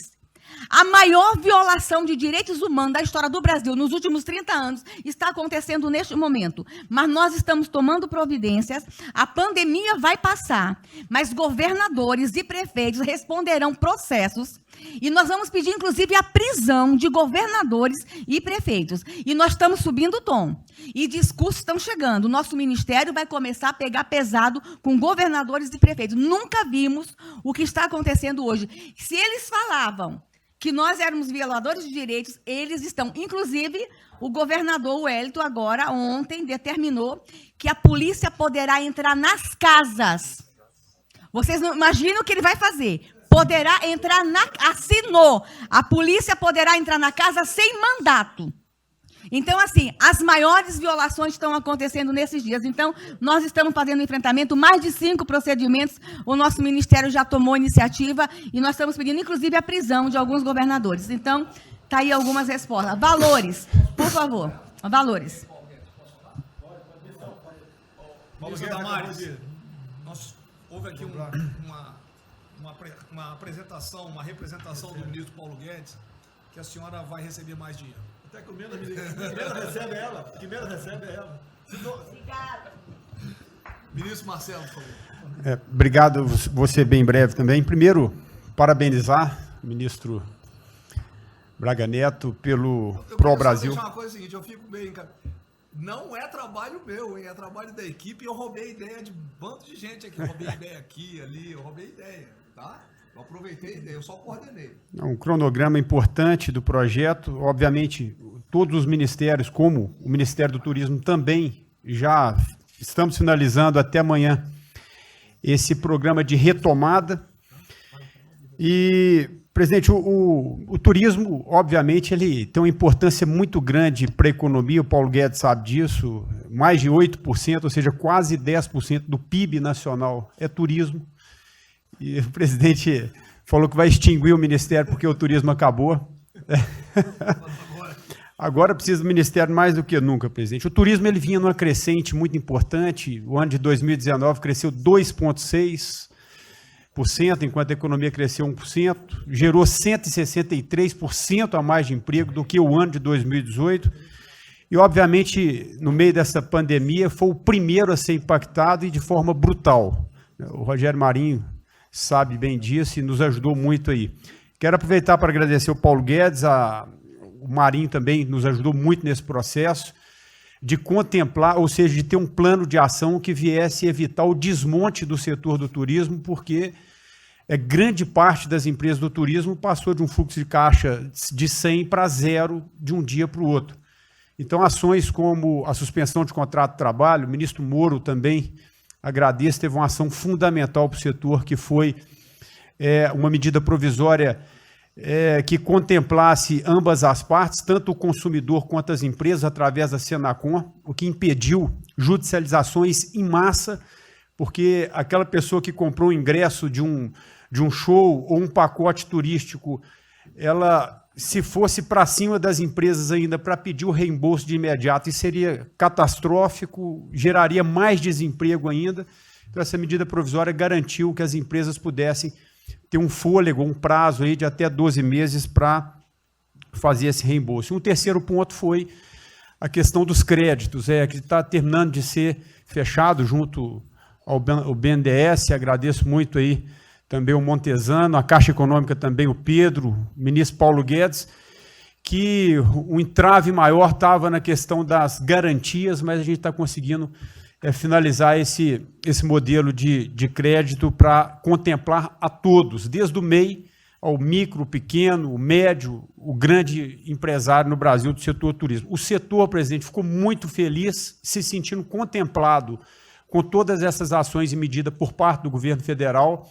Então, o setor do turismo no Brasil fizeram cartas com as principais associações agradecendo a postura do governo federal em relação a isso. Eu quero, presidente, falar um assunto aqui que talvez seja muito polêmico, mas eu acho que é importante esse debate nesse momento. Aí eu falo também para a ministra Damares, que eu sei que é uma pauta muito sensível também a ela, que é a questão, presidente, porque o Ministério do Turismo agora tem que ter um planejamento, um plano de atração de investimentos, que é o que gera emprego, renda, é o que ajuda, obviamente, a economia do Brasil. E para isso, presidente, eu acredito que é um momento propício nesse planejamento da retomada discutir os resorts integrados. Não é legalização de jogos, não é bingo, não é caça-níquel, são resorts integrados. Obviamente, presidente, uma pauta que precisa de ser construída, a Damares está olhando com cara feia para mim, uma pauta que precisa de ser construída com as bancadas da Câmara, tanto a evangélica quanto a católica, mostrando ou desmistificando vários mitos que giram em torno disso. Não sei se o ministro Paulo Guedes concorda. nós temos a possibilidade de atrair pelo menos 40 bilhões de dólares para o Brasil só de outorgas, de investimentos imediatos com essa pauta.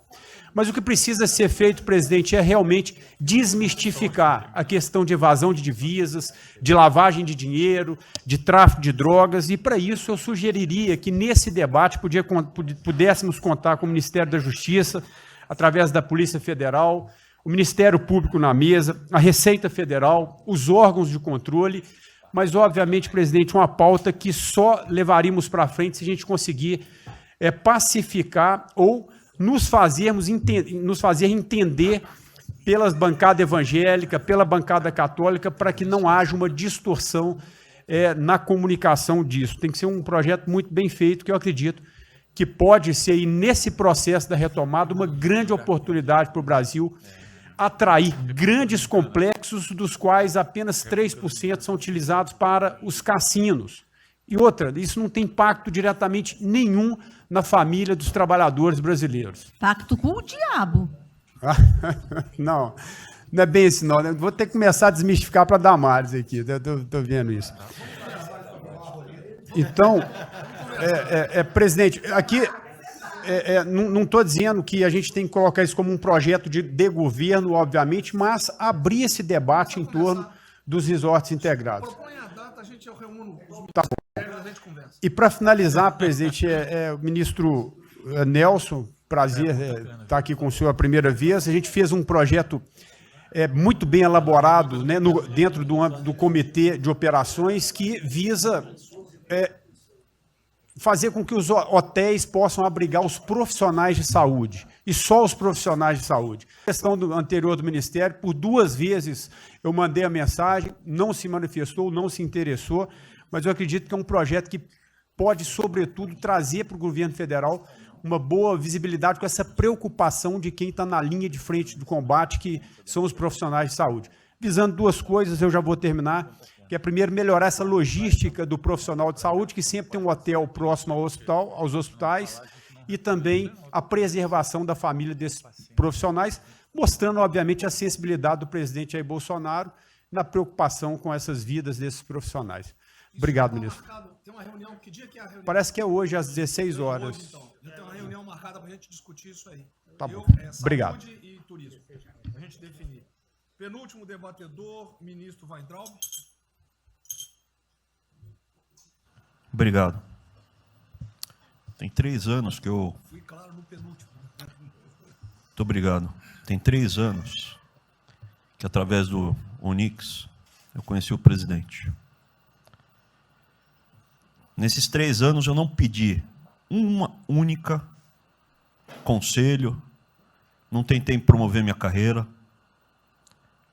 me ferrei na física, ameaça de morte na universidade, e o que me fez, naquele momento, embarcar junto, era a luta pela liberdade.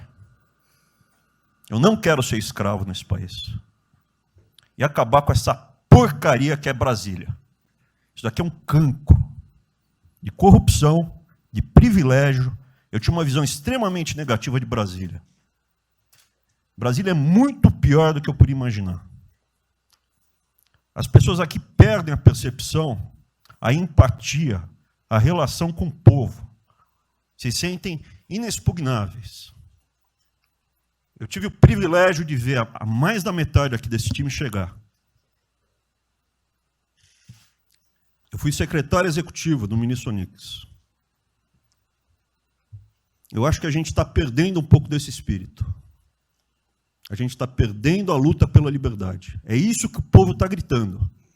Não está gritando para ter mais Estado, para ter mais projetos, para ter mais...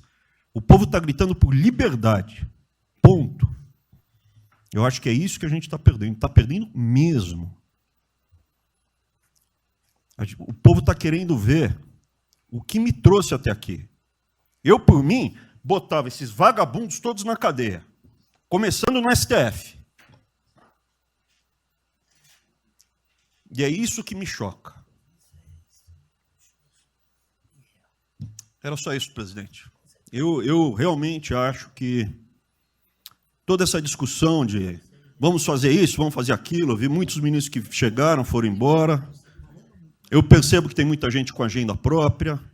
Eu percebo que tem o jogo que é jogado aqui, mas eu não vim para jogar o jogo.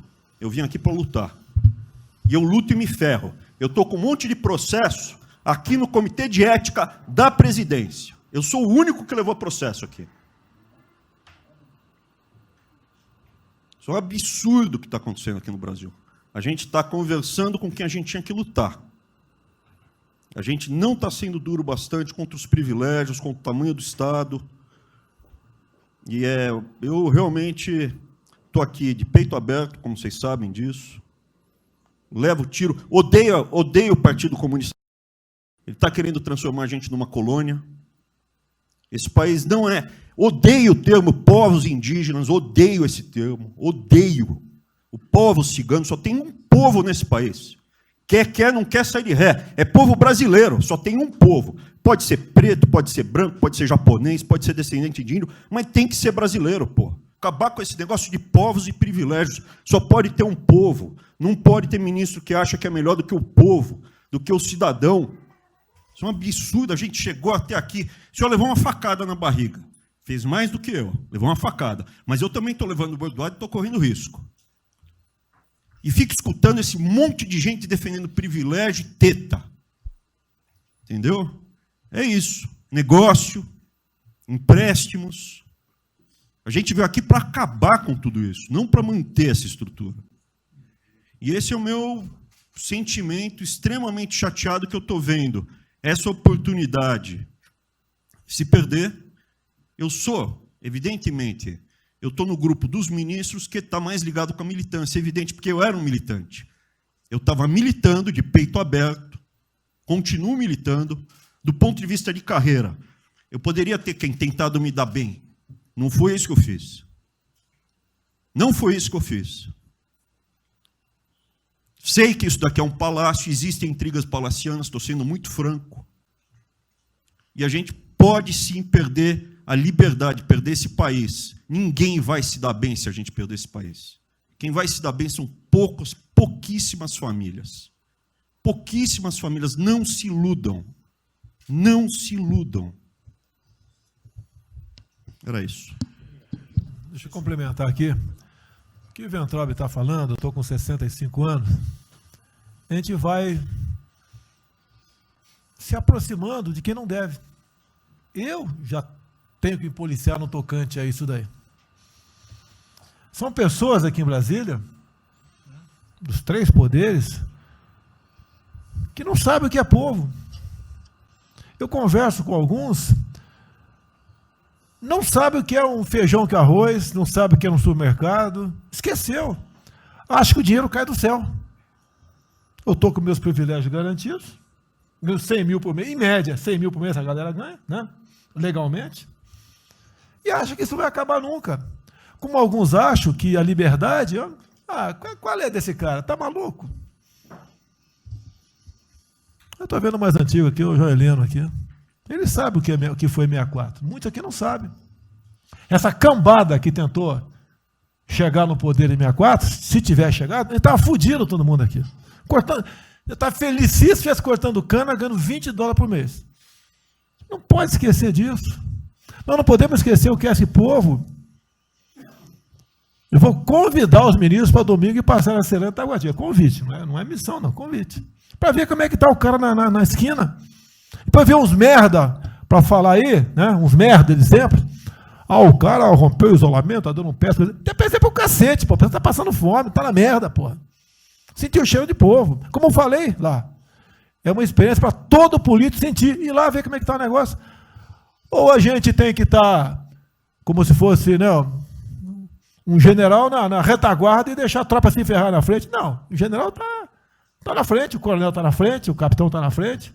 Nossos heróis da Segunda Guerra Mundial estiveram na frente do campo de batalha. Se precisar aqui, tenho certeza que nossas Forças Armadas vão cumprir com o seu papel, mas, né, nós temos que dar exemplo e mostrar que o Brasil não é...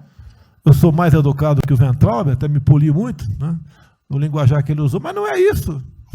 Que o pessoal pinta por aí, se reunindo de madrugada, para lá, para cá. sistema de informações. O meu funciona. O meu particular funciona. Os que tem oficialmente, desinforma. E voltando ao tema, eu prefiro não ter informação do que ser desinformado por cima de informações que eu tenho. Então, pessoal, muitos vão poder sair do Brasil, mas não quero sair, ver a minha irmã de Eldorado, outra de Cajati, o coitado do meu irmão, capitão do exército lá de Miracatu, se fuder, porra. Como é perseguido o tempo todo. A bosta da Folha de São Paulo diz que meu irmão foi expulso de um açougue em registro, que estava comprando carne sem máscara. Comprovou no papel, estava em São Paulo nesse dia, o dono do restaurante, do açougue, falou que não estava lá. E fica por isso mesmo, sei que é problema dele, né? Mas é a putaria o tempo todo para me atingir, mexendo com a minha família. Já tentei trocar gente da segurança nossa no Rio de Janeiro, oficialmente, e não consegui. Isso acabou.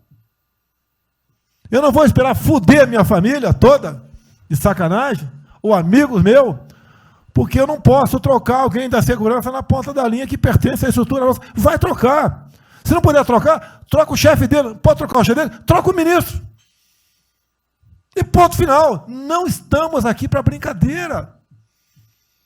Vai ver um garoto aqui, ó, com todo respeito, do BNDES. Tá, eu conheci ele, usava calção lá. Tá? Pô, ele veio dos Estados Unidos para cá, podia estar muito bem lá. Veio para cá, vai tentar mudar o Brasil, a convite do Paulo Guedes, que é amigo dos pais dele, por coincidência, né, Paulo Guedes?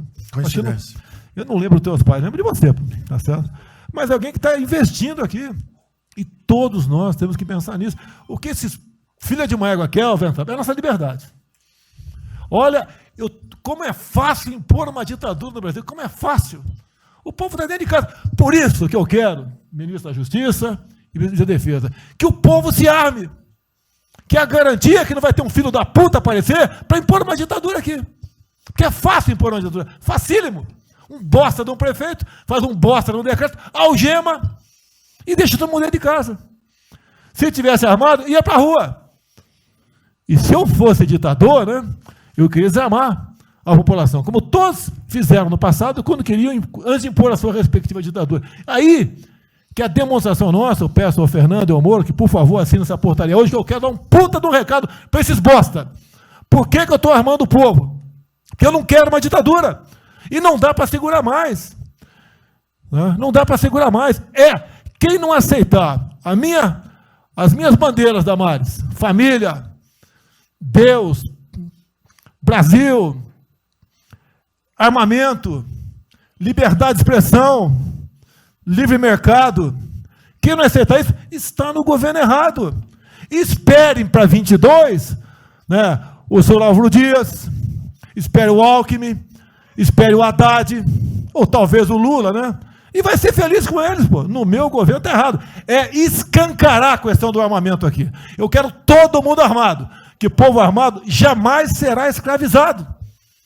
E que cada um faça, exerça o teu papel, se exponha. Aqui eu já falei. Pede o ministério a quem for elogiado, pela Folha, pelo Globo, pelo antagonista, tá? Então tem certos blogs que só tem notícia boa de ministro, não sei como. O presidente é uma porrada, o ministro é elogiado. A gente vê por aí, o governo tá, o ministério está indo bem, apesar do presidente. Mas pra puta que eu pariu, porra. Eu que escalei o time, porra. Trocamos 5, espero não trocar mais ninguém, espero. Mas nós temos que, na linha do Van Traub, de forma mais educada um pouquinho, tá? Se preocupar com isso. O que os caras querem é a nossa hemorroida, é a nossa liberdade. Isso é uma verdade. O que esses caras fizeram com o vírus, esse bosta desse governador de São Paulo, esse estrume do Rio de Janeiro, entre outros, é exatamente isso. Aproveitaram o vírus, está um bosta de um prefeito lá de Manaus agora, abrindo covas coletivas. Um bosta, que quem não conhece a história dele, procura conhecer, que eu conheci dentro da Câmara, do meu lado. Tá? E nós sabemos a ideologia dele, o que ele prega, e quem ele sempre foi. O que está aproveitando agora um clima desse para levar o terror no Brasil. Então, pessoal, por favor, se preocupe, que é de mais importante que a vida de cada um de vocês, que é a sua liberdade. Come preso não vale porra nenhuma. Bom, presidente, esses valores e esses princípios, e o alerta aí do Weintraub é válido também, como sua evocação, é que realmente nós estamos todos aqui por esses valores. Nós estamos aqui por esses valores. Nós não podemos nos esquecer disso. Nós podemos conversar com todo mundo aqui, porque é o establishment, é porque nós precisamos dele para provar coisas, mas nós sabemos que nós somos diferentes. Nós temos noção que nós somos diferentes deles. E quando eles cruzam a linha, a gente solta a mão e sai andando sozinho. Enquanto eles estiverem no trilho conosco, no caminho de fazer as reformas que nós prometemos, nós estamos juntos. Na hora que o cara soltou a mão e passou para o lado de lá, a gente deixa o cara ir sozinho, a gente continua sozinho e vai procurar outra conversa, em outro lugar. Então, eu acho que manter essa ideia que nos trouxe aqui, e eu tenho dito isso em todo lugar, e lá fora, eu converso. Semana passada, conversei com os ministros da Fazenda de G20, conversei com os ministros também de Economia dos BRICS, e a mensagem que eu levo é sempre a mesma: o Brasil vai surpreender o mundo. Vocês duvidavam da nossa democracia, duvidavam do nosso presidente é democrata e vai fazer as mudanças. E aprovamos a reforma da Previdência o ano passado, enquanto os franceses fizeram passeatas contra a reforma da Previdência. Agora, a mesma coisa, estou dizendo, nós vamos continuar aprofundando as reformas, nós vamos seguir.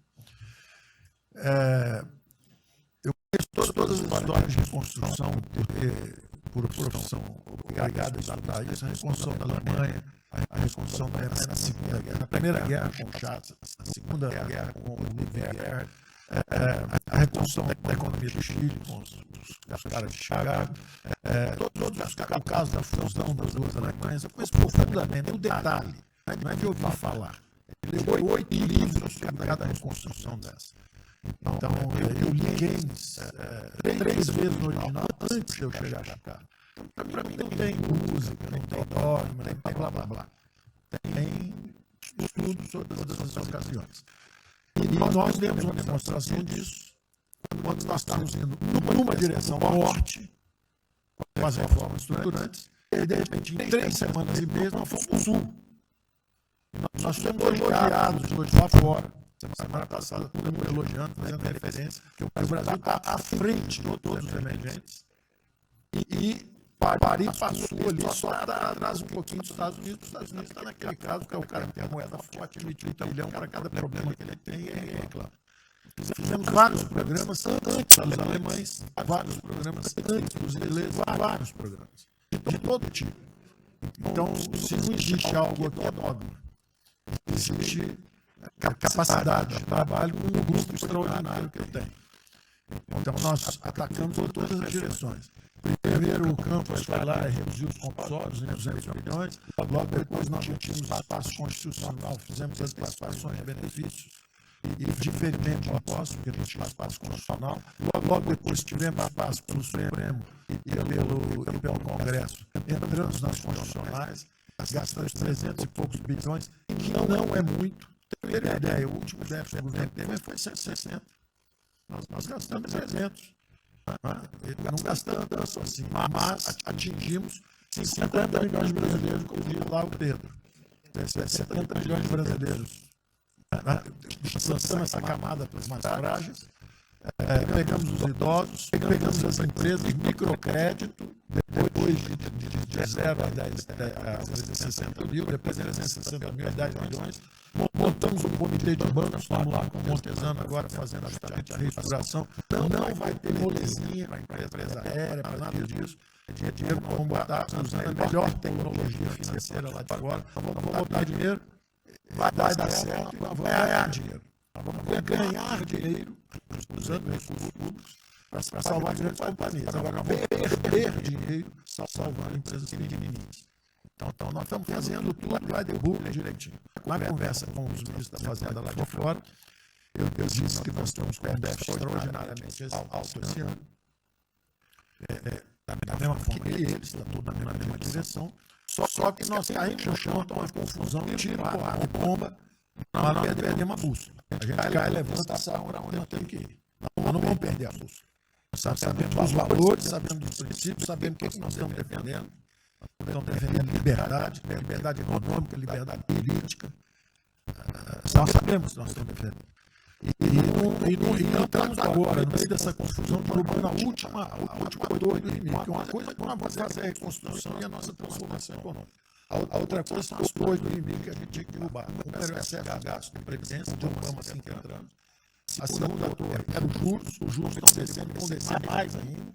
O campus tem mapa já, estamos descendo. Então, para ter uma ideia, o ano passado, para esse ano, 120 bilhões a menos de juros. Um plano macho por ano, né? Sem juros a menos. Então, nós sabemos que é nessa confusão toda, nós achamos que estão distraídos, abraçaram a gente, enrolaram com a gente, já botamos a granada no bolso do inimigo. 2 anos sem aumento de salário. Da terceira torre, nós podíamos derrubar. Nós podemos derrubar agora também. Isso vai nos dar tranquilidade até o final. Não tem jeito de fazer um impeachment se a gente tiver com as contas arrumadas do dia agora. Não tem jeito. E o presidente está no ponto futuro. O presidente falou o seguinte: tudo bem, tem a primeira onda que é da saúde, mas tem a segunda que é da economia. E uma vem agarrada com a outra. Nós estamos ainda tentando sair da primeira, a segunda já está querendo bater. Eu ainda acho que nós estamos preservando mais vitais da economia brasileira. Para mim, ainda é um uso hibernando. Baixa sua energia para zero, consumo de energia para quase zero, só respira. Quando você sai da gruta, você sabe que é o meu primeiro bicho que passar, você tem força. Nós não podemos deixar isso graças à super safra da nossa beleza, a logística do Tarcísio, a comida está chegando, as exportações estão seguindo. A China é aquele cara que você sabe que você tem que aguentar. Porque, para vocês terem uma ideia, cada $1 que o Brasil exporta, os Estados Unidos exportam 3 para a China. Você sabe que ele é diferente de você. Você sabe que geopoliticamente você está do lado de cá. Agora você sabe o seguinte: não deixa jogar fora aquilo, não, que aquilo ali é comida nossa. Nós estamos exportando para aqueles caras. Vamos vender para ele um tom de crítico nosso. Mas vamos vender as nossas para eles. Isso a gente pode ter à vontade. Eles vão comer. A Índia também vai precisar comer. Vai ser o trading da água. Eles vão dizer que é a melhor trading da água. Que alguém comentou comigo. Acho que foi Campos. É o trading da água. Porque os caras precisam de alimento. Não tem água, nós temos muito mais água do que eles têm. Então eles vão ter que abrir mão da agricultura para fazer outras coisas e nós vamos poder exportar para eles também. Então nós temos um mapa de voo bom, nós temos uma equipe jovem preparada, todo mundo trabalhando juntos. E nós não vamos perder o rumo, não podemos perder o rumo. Então vai ter muita conversa, vamos para cá, vai lá, fazer isso, fazer aquilo. Não vamos perder o rumo, não. Pode dar investimento, bota peruca loura, bota batom, faz uma coisa necessária politicamente, mas não vamos perder o rumo econômico, nós sabemos onde nós estamos indo. Então, só dando uma mensagem de tranquilidade para todo mundo aqui, que é o seguinte: nós não estamos fazendo nada exótico, dogmático, nada disso. Nós estamos indo de uma direção. Fizemos o que o mundo inteiro fez. Em 3 semanas e meia, nós fizemos o que o mundo inteiro fez. Só que nós não vamos perder o rumo, não. Nós sabemos para onde nós vamos voltar já. Certo? E se o mundo for diferente, nós vamos ter capacidade de adaptação. Por exemplo, eu já tenho conversado com o ministro da Defesa, já conversamos algumas vezes. Quantos 300 mil, quantos jovens aprendizes nós podemos absorver nos quartéis brasileiros? 1 milhão. R$1 milhão, R$200, que é o Bolsa Família, R$200, o cara de manhã faz calistenia, aprende ciência social, e como é que é o SBP, né? Organização social, política, ginástica, caminho, bate aprende a ser um cidadão, aprende a ser cidadão, disciplina, usar o tempo construtivamente, voluntário para fazer sarada, para fazer isso e aquilo. Sabe quanto custa isso? R$200 mesmo, R$1 milhão, cara, 200 milhões, pô. Joga 10 vezes, 2 bi, sem sarada. Então nós vamos pegar na reconstrução, nós vamos pegar 1 bilhão, 2 bilhões e contrata 1 milhão de jovens aqui. A Alemanha fez isso na reconstrução. Aí você também quer fazer estrada, você diz que 3, 4 milhões a mais, tem uns 8, toma aqui seus 4 milhões. Isso não faz falta. Faz falta. Não é isso o problema. A mesma coisa do nosso problema do jogo, lá nos recursos integrados, não tem problema nenhum, são bilionários, executivos do mundo inteiro. O cara vem, fazem convenções, olha, o turismo saiu de 5 milhões de cigarros para 30 milhões por ano. O Brasil recebe 6. Uma pequena cidade recebe 30 milhões de turistas. O sonho do presidente de transformar o Rio de Janeiro em Cancún, lá no Rio em Cancún, ali pode virar Cancún rápido. Entendeu? A mesma coisa, Espanha recebe 30, 40 milhões de turistas. Isso aí, uma cidade da Ásia, Macau recebe 26 milhões hoje na China. Só por causa desse negócio. É um centro de negócio. É só maior de carga. O cara entra, deixa a grana lá, que ele ganhou anteontem, ele deixa aquilo lá, bebe, está feliz da vida. Aquilo ali não atrapalha ninguém. Aquilo não atrapalha ninguém. Deixa cada um se feder. Ô Damares, deixa cada um, Damares, presidente fala em liberdade. Deixa cada um se fuder do jeito que quiser. Principalmente se o cara é maior, vacinado e bilionário. Deixa o cara se ferver, pô. Lá não entra nenhum brasileirinho. Não entra nenhum brasileirinho desprotegido. Se a CGU tiver como controlar a entrada e a saída do dinheiro, Então vamos lá. se não tiver como lavar dinheiro... Só para terminar as observações também finais ali, o Campos falou duas coisas também interessantes. O Campos falou duas coisas interessantes ali. Uma é o seguinte: o estrangeiro para vir para fazer os investimentos, eu recebi o embaixador, eu já reportei isso para o presidente, eu recebi o embaixador dos Estados Unidos e ele veio conversar conosco. E a mensagem maior dele era uma só. Assim, olha, nós queremos um bom ambiente de negócio. Nós vamos colocar centenas de bilhões de dólares aqui. O mundo inteiro quer investir no Brasil. Agora nós precisamos de um bom ambiente de negócio. Simplificação de impostos, segurança jurídica, coisas desse tipo. Né? Então, o secretário do Comércio americano, que é o Wilbur Ross, o cara me disse o seguinte: eu só tenho um conselho para vocês. Vamos aderir ao GPA, ao General Purchasing Agreement, que é um acordo. Nós com a entrada na OECD, nós assinamos esse acordo. E esse acordo diz o seguinte: não pode haver nenhuma compra governamental sem transparência. Acabou. Então, basta a gente fazer isso, ele vai fazer concorrência para concessão, para privatização. Então, nós já estamos na pista certa, já estamos na direção certa. Só uma informação sobre isso aí. Eu fiz uma reunião com o pessoal da OCDE essa semana, agora foi semana passada, falando do nosso interesse. Eles falaram que já nos consideram da OCDE. Sim. Então, os ministérios, estou falando isso porque vários ministérios têm uma pauta a cumprir. Vamos continuar nisso, porque a impressão foi excepcional. Só um dado aqui do OCDE. Só um dado aqui, rapidamente do OCDE. O embaixador disse isso. Nós não podemos perder a oportunidade do presidente estar tão próximo dos nossos dois presidentes. Nós não podemos perder essa oportunidade. O presidente da OCDE disse que realmente os Estados Unidos, que era, vamos dizer assim, tinha uma certa objeção, agora já está favorável. Isso é real. Ministro, é só um dado, a OCDE, 90% dos países que hoje integram a OCDE já contam com os impostos agregados. Os outros 10% são muçulmanos. Por isso que 88% tem um ensino domiciliar, então a gente vai entrar com a NP hoje lá, tá? Homeschooling. Só uma informação. Ontem eu tive o G20 da agricultura. Ontem eu tive o G20 da agricultura.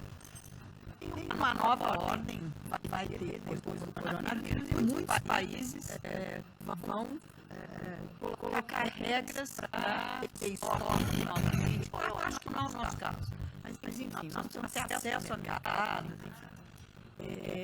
mas nós precisamos incentivar o trigo. É o único produto que o Brasil não é autossuficiente.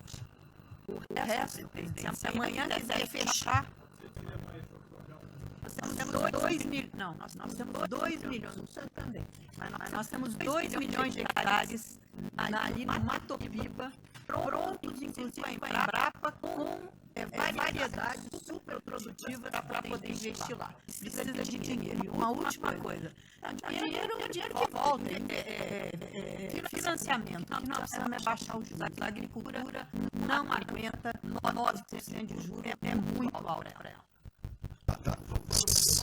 Não fala nada, não? O Brasil não está tudo em cobra, porque não é privado nem público. Se eu só for apertar o Rubem, coitado, ele é super liberal. Mas se apertar ele, vai para o juros baixo. Eu não posso, senão os privados, meus minoritários, me apertam. Não posso, porque senão o governo me aperta. O Brasil é um caso pronto de privatização. É um caso pronto que a gente não está dando espaço. Já notou que o BNDES e a Caixa são nossos, a gente faz o que a gente quer. Mas a gente não consegue fazer nada. E tem um liberal lá. Tem que perder essa palavra. Apesar de todo o aumento de risco que passou a haver no sistema bancário, o Banco do Brasil está expandindo bastante seus empréstimos e a agricultura, a ministra Tereza Cristina testemunha aqui de que o apoio está sendo muito grande e nós estamos numa situação confortável, ministro, porque, primeiro porque em termos de liquidez, o público vê o Banco do Brasil como um porto seguro. Então, nós não estamos tendo problemas que outros bancos estão tendo, de preocupação com a liquidez do banco, a rigidez do banco. E na nossa formação de resultado, as pessoas físicas têm um papel preponderante dentro do Banco do Brasil. E nós temos a felicidade, nesse momento, de contar com folhas de pagamento de empresas públicas, das Forças Armadas, né, que em termos relativos, estamos numa situação mais segura se o cidadão comum que não participa de empresas públicas. Mas só confessa o seu sonho. Confessa o sonho. Confessa o seu sonho. Em relação à privatização... Só em 23 você confessa, agora não. Em relação à privatização, eu acho que fica claro que com o BNDES cuidando do desenvolvimento e com a Caixa cuidando da área social, o Banco do Brasil estaria pronto para um programa de privatização. Né? Mas isso a gente pode fazer... Só se discute, só se fala isso em 23. Tá? A gente pode fazer um dia um seminário aí que possa estender aí. Porque o Banco do Brasil, no passado, teve muitos privilégios pelo fato de ser público. Né? As folhas de pagamento vinham naturalmente para o Banco do Brasil ou para a Caixa, a administração dos depósitos judiciais eram sempre do Banco do Brasil e da Caixa. Hoje isso tudo é processo de concorrência. Nós temos que pagar muito caro por esses antigos privilégios que não são mais privilégios. E fica só o lado ruim de ser estatal, pesando no Banco do Brasil. Quer dizer, a gente não tem a mesma facilidade de contratação, a gente não tem a mesma facilidade de demissão de maus funcionários e vai por diante. Quer dizer, tudo tem que submeter ao governo, tem o Tribunal de Contas travando tudo. Né? O Tribunal de Contas, hoje em dia, é uma usina de terror. Quer dizer, se a gente faz alguma coisa, está arriscado ir para a cadeia. Se não faz, é processado por inação. Né? Você não tomou as providências que tinha que ter tomado. Então virou um terror isso. Né? Se ficar, o bicho pega, se correr, o bicho come. Agora, se me permite, eu queria fazer uma observação rápida sobre a área de medicina. Eu acompanho os números diariamente. Eu vejo que os óbitos, eles chegaram diários, passaram de 200 durante alguns dias, 4, 5 dias, mais de 200 pessoas sendo mortas. De uns 4, 5 dias para cá, esses óbitos caíram bastante, já não chegam mais na casa de 200. A minha sensação, de quem não é especialista no negócio, mas que observa os números, é que o tal do pico, o tal do famoso pico, que gerava tantas preocupações, a minha sensação é que esse pico já passou. Né? Agora... É que o senhor não viu o número que nós mostramos lá em cima agora, mas